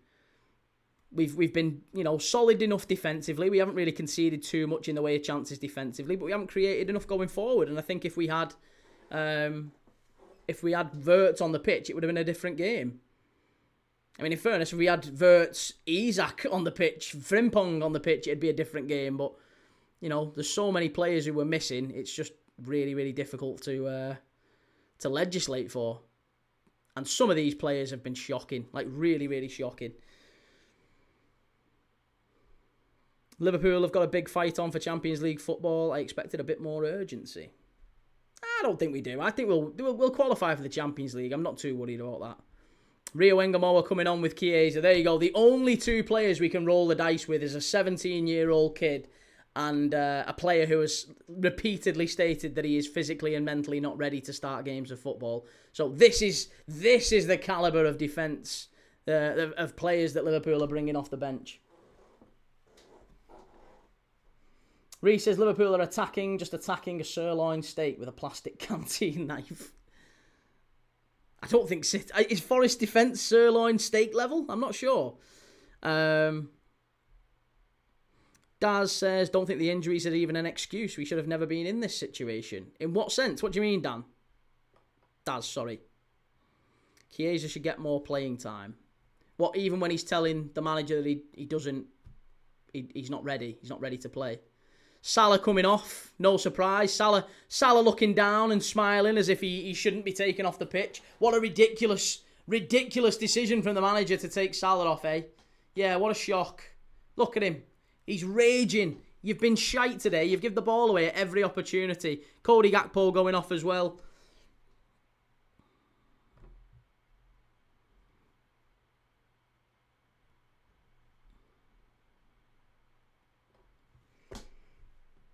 Didn't Rio play for the under-21s? I think so, yes. Look at Salah shaking his head. What are you shaking your head at? As if like you've got every God-given right to stay on that pitch. You've been shocking, mate. You've been absolutely shocking.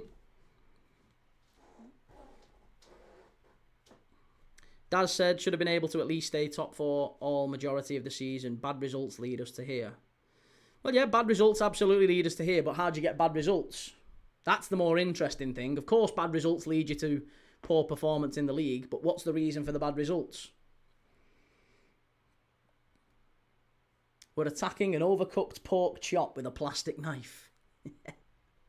With a spork. With a spork. That's what we've got. Oh my days, Salah and Gakpo sitting laughing with each other. I mean, Gakpo wasn't laughing, to be fair. Gakpo was just chilling there, but Salah was laughing. Salah was chuckling to himself as if like it was a disgrace that they'd been taken off. Salah's lost his hunger. He's already left Liverpool mentally. Well, let's hope he leaves Liverpool physically. McAllister's down injured. Oh, that's a red. That's a red card. That's a red card. That is a clear... Look at this. Yeah, that is a red. That is a red card. That is studs down his shin. Oh, come on. That is a red. That is a red card. I am astonished if that doesn't get given as a red. Should be a red card. Should be a VAR check at the very least. Goodness me. He's left studs on him there. Are we not checking this one, Anthony Taylor? Manchester-based referee Anthony Taylor? No, I didn't think so. Didn't think so. I did not think so.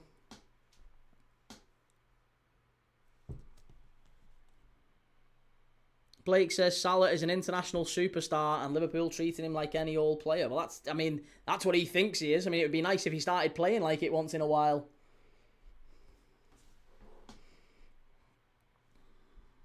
Be wonderful if we saw Salah turn up once in a while. Forest clear it away. Gravenberch all the way back to Curtis Jones. Keep the ball, Curtis, as he's better known. Always backwards, Curtis. There you go, backwards. Lovely.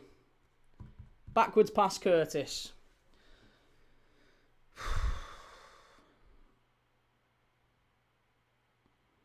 Ortega all the way out of his net. What's he doing here?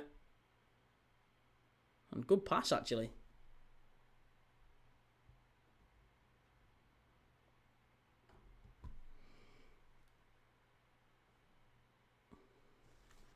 Red Rebellion says Salah has a piss poor 4 Premier League goals this season, slows down our attack. The guy seriously needs to go. Very true. Forest in the box, and it's going to be a goal kick Liverpool. Well done. Will Forever says his cell's injured, I guess. No, he's not. He's not injured. They've just put Ortega in. Ortega's their new number one. Sunderland have... Is that equaliser? Is it an equaliser? It was a penalty kick, wasn't it? Good penalty as well. Yeah, good penalty for Sunderland, and that's 2-1. Enzo Lefebvre with the penalty.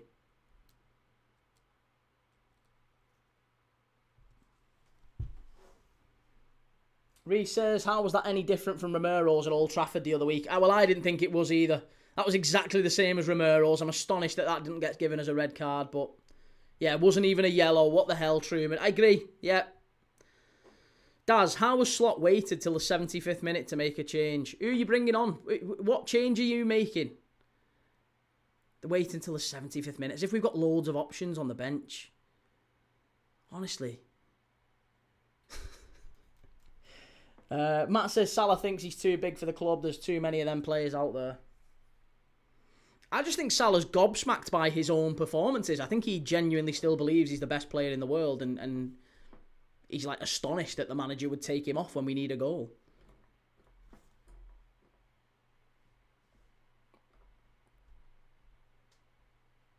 Daniel, do you regret turning down Semenyo? Did we turn down Semenyo? I don't believe we turned down Semenyo.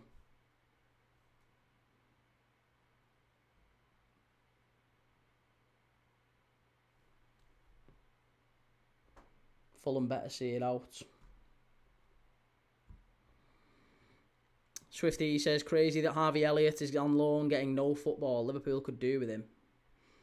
Well, I mean, we could, but also I'd say that's kind of a who blinks first type of situation. We've agreed a deal to sell him to Aston Villa because we are of the opinion that Harvey Elliott is not actually a Liverpool player, and he's not.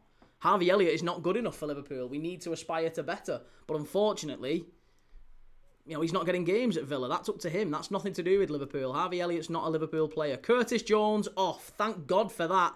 Joe Gomez comes on. Joe Gomez goes to right back. Szoboszlai into midfield. And now Kirk is off for Robertson.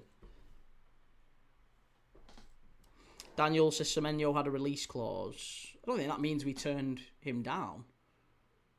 Yeah, just because a player has a release clause doesn't mean Liverpool turned him down. I think ultimately City paid massive money for him, same way they did with Gay, and we can't match that.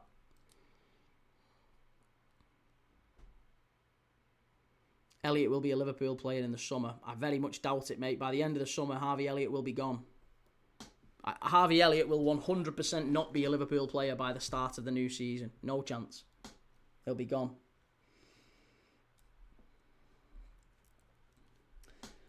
He was never that good. Same with Curtis Jones. Both bang average. And ultra defensive mode turned on for Liverpool, it looks. Listen, I bet Andy Robertson plays a lot further forward. Flicked on. Keeper comes out and can't quite get it away. It's a throw-in again. Regan, they didn't pay massive money for Gay. Yes, they did. They paid 300 grand a week for him. He's on a huge amount of money.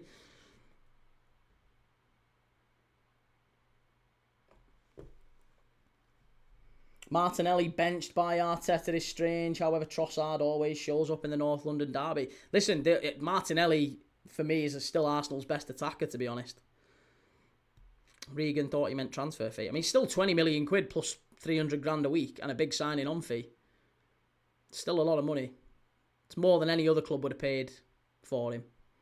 Van Dijk wins it. Forest clear it away. Rio Engamoa, can he get to it? No, poor. And it's a throw into Forest. Shane, 450 million, you're worse than last season. How? I think it would help if we had the 450 million on the pitch, mate. Yeah, I think that's rule number one, is you generally need those players to be available and playing. Brendan says, this is the day Joe Gomez 90th minute winner. Can you imagine? Oh, it'd be so good. Daniel, Liverpool spent double on Jackie. Nowhere near that money on wages, mate. Jackie is on about a quarter, if not a fifth of what Gay's on. There's no way we're paying Jackie anywhere close to 300 grand a week. Alisson, what are you doing? Cleared away, edge of the box, got to get out to him. Just wide. Liam says, Mo Salah's never been the best player in the world, by the way. He's been top 3, maybe top 2 at a point, but never number 1. Who claimed that he was? I don't think anyone's claimed that he is. Kevin Butler. Sorry if you've already said it, but prediction for the North London derby. 2-2. 2-2, I think. Bring Origi back. Do you think Leone and Jackie are starters next season? What do you think, Daniel? What do you think? 2 18-year-olds, do you think they're starters next season?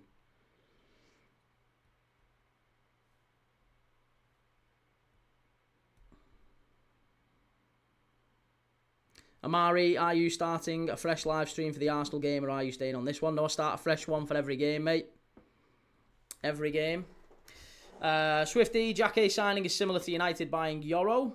It's a prospect. Agreed, yeah. Yeah. Liam says, my bad, just before you said that he probably still thinks he's the best in the world. My apologies. Yeah, and he is. He still thinks he's the best in the world. I think at one point he thought he was the best in the world and he still believes he's the best in the world.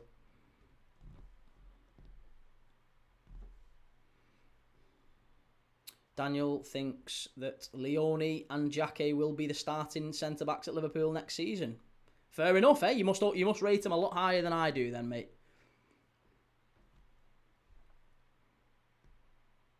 It's going to be a corner kick to Forest. 3 minutes of normal time left to go. Do you think Salah moves away in the summer? Hopefully so. One can hope. Shell, is the St Helens Stadium anywhere near UK? It's not too far from where I grew up, yeah. Ball whipped over, far side, Forest, played it out, strike. Cleared away. Got to get it out, got to get it out. There's a claim for the handball. You're not getting a handball for that. Well done, Rio.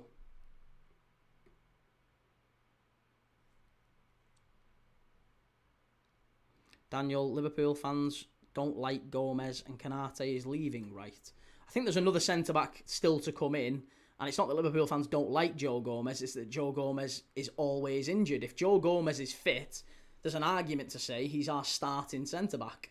At times this season, I mean, Kanate has obviously had poor form at different points, and Gomez is a wonderful centre-back, he's just never fit. Very, very talented player.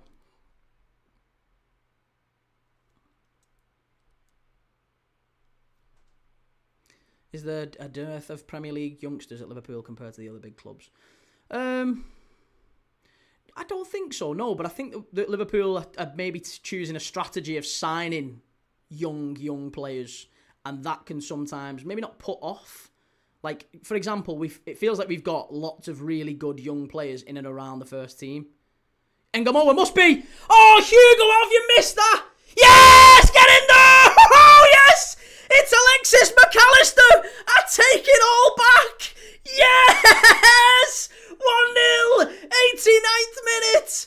Yes, baby! The last time we had this at the City Ground, it was Darwin Núñez, and it's bounced in off McAllister's back. It's an absolute fluke. It's the biggest fluke, but boy, do Liverpool deserve it. We've got it. It's 1-0. Oh, Vítor Pereira. Vítor Pereira, where are you? Get in there! Hey! It's beautiful. Rio Ngamoa stands it up. It's sensational. Do you know what? Rio Ngamoa has just done there in one moment more than Mo Salah has done his entire game. Ekatike with the header. Good save from Ortega. And then Olaina goes to volley it away. And it's off the back of McAllister. McAllister turns his back. It hits his back and goes in the net. I love it. Yes! Get in there! The most deserved goal you'll ever see. Yes, baby. Oh, that's fantastic. That is fantastic stuff. That is superb. Yes, what are you on about checking VAR? Get out of here. Checking VAR. I've never heard such nonsense. You're not having a VAR for that. That's not off his arm. Look at him checking. Look at him hoping for the VAR. It's not off his arm. It's off his bum, if anything. It's nowhere near his arm. Possible handball. Get out of town. Get out of town. You're not giving handball for that. Not giving handball for that. Come on, baby. That's never handball. That's never handball. That is never handball. Don't even try. You're absolutely clutching at straws there. It is never a handball. Never, ever, ever a handball.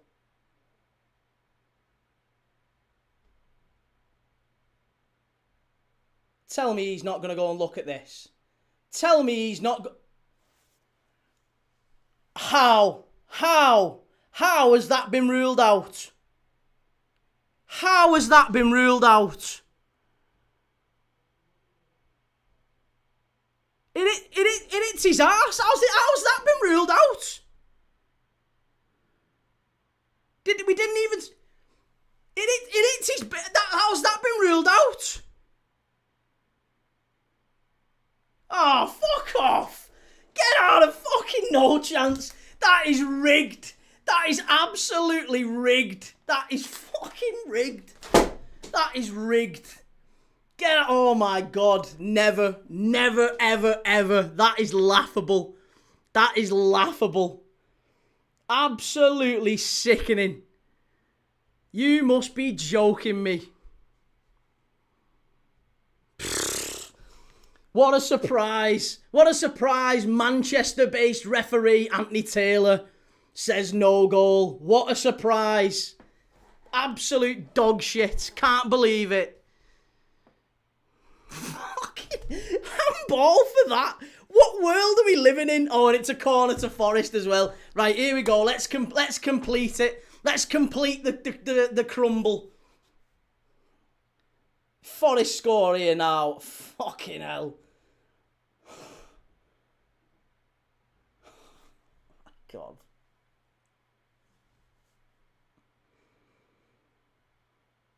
That is absolutely disgusting. That is, I'm sorry. Are we actually having that? Do we actually believe that is in any way justified? Forest knock it back across goal and straight out of play for a goal kick. We'll take that. Why? Do you know what? Right, first off, a couple of things. Ekatike should put it away anyway. Ekatike absolutely has to put it away. So if we're dead honest, it should have been a Liverpool goal anyway, but Ekatike's missed a big chance and, you know, we've got to look at him for that. But when it goes in off a player's back, that's really where we're at, that we're giving that in football. Nobody wants that. Nobody wants to see that ruled out. There's not a single football fan who wants to see that goal ruled out. Nobody. Nobody.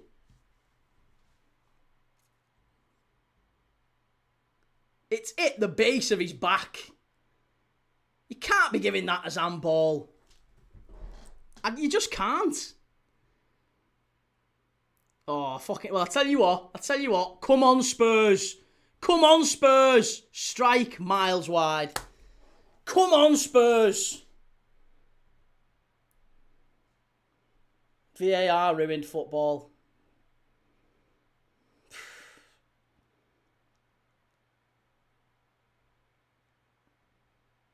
I'm just absolutely gobsmacked by that.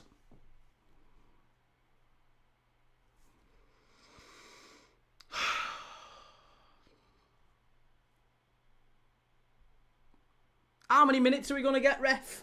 Because they've still not even give added time yet, have they? Have we even had... We should have had a player set... Forest should have had a player sent off. Should have had a goal. Absolutely shocking.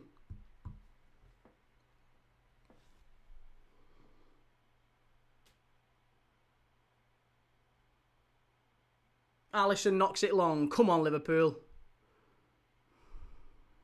They're fucking desperate for a point, these. Great touch. Well done, Sobbo. Come on. Oh, gives the ball away again. That's not good enough. Well done, McAllister. Go on, Rio. Go on, Rio. Dance around him. Beautiful stuff. Yes, Rio. Love that. Go on, Robbo. Ball in. Shocking. Fucking shite again. Well done. Go on, Joey. We'll take that. Throw into Liverpool. How many minutes left, ref? How many minutes left? Come on. Why have we still not got added time up on the screen, Sky? Amateur hour. Absolute amateur hour. Show us how many added minutes we got.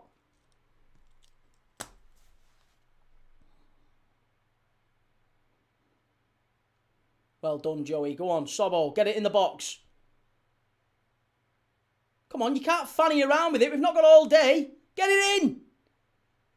Hugo. Oh, must be. Yes! Yes! You're not ruling that one out, sunshine.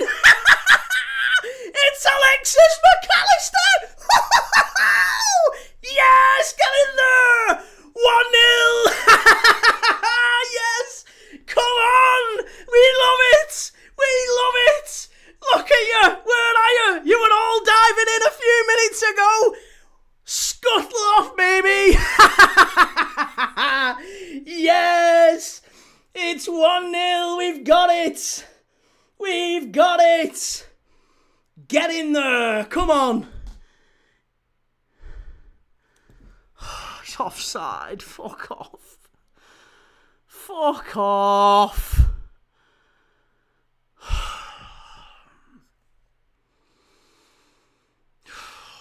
I can't believe this.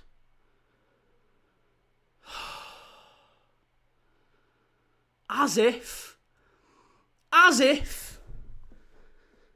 you're going to rule 2 perfectly good goals out. The second one's not. I mean, the second, fair enough, that one's offside. But that's shit. Fucking hell. It's cut and dry. Why are we pissing around? Ref, he's offside.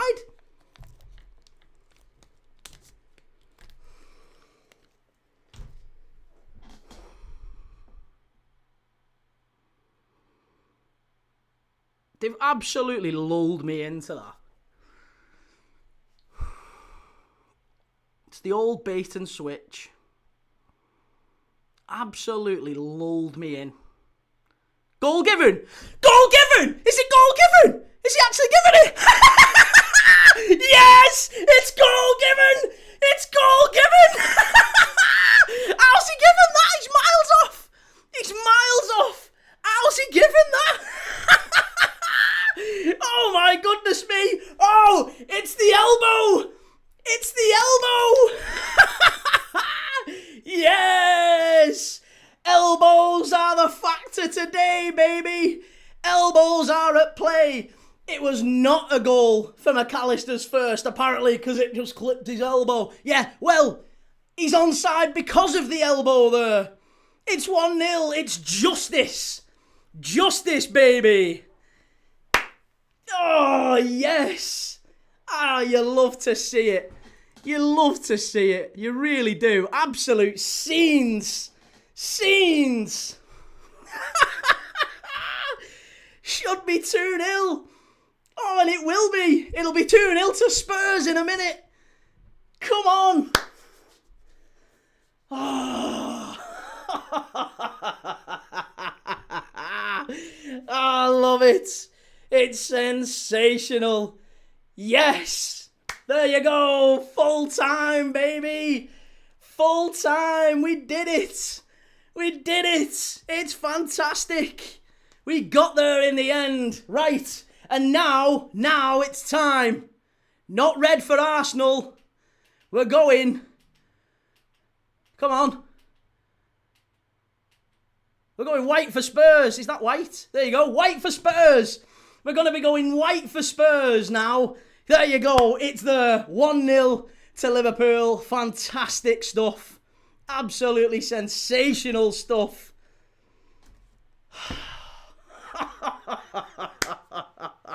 Yes. It's brilliant. That was absolutely amazing. Oh, get in there. I can't believe it. I thought he was miles off. I can't believe that got given. He looked miles offside for that second one. Oh, yes. It's sensational. Who do you want to win on Monday, United or Everton? Everton. I feel dirty and grubby saying it, but I've got to pick one of them, and I'd rather Everton win. And I think they might get at least a point. So there you go. I thought he was miles off, Shay. I really did. I thought he was miles off. I'm amazed that second one gets given. The first one should have been given, though. We deserved the win today. The first one should have been given. And when it didn't get given, the second one we've got a bit of luck with. We've got a little bit of luck with that second one. But the first one should have been given. And we've got it. We've got the result. The justice. Absolute justice. Fantastic. Right.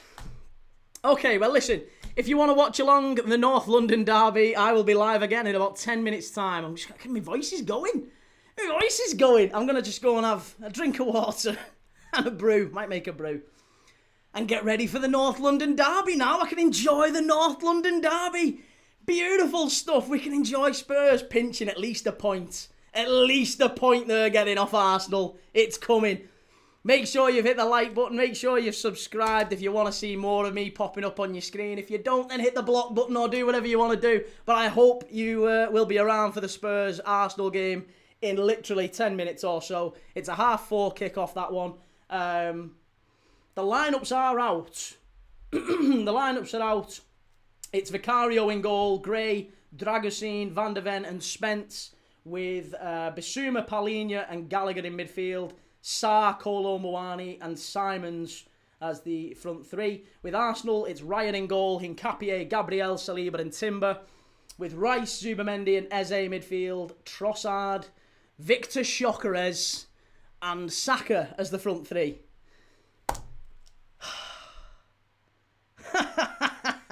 Look at Vítor Pereira. Look at him. He's absolutely bitter and salty. Look at him. Fantastic stuff. Right. I'll be back in 10. Have a lovely day. Whatever you do, I'm going to enjoy my weekend now. It's brilliant, that. I love it. Love to see it. Enjoy whatever you're doing. If you're going to join me for the North London derby, I'll see you in 10 minutes. Take it easy. Ta-ra.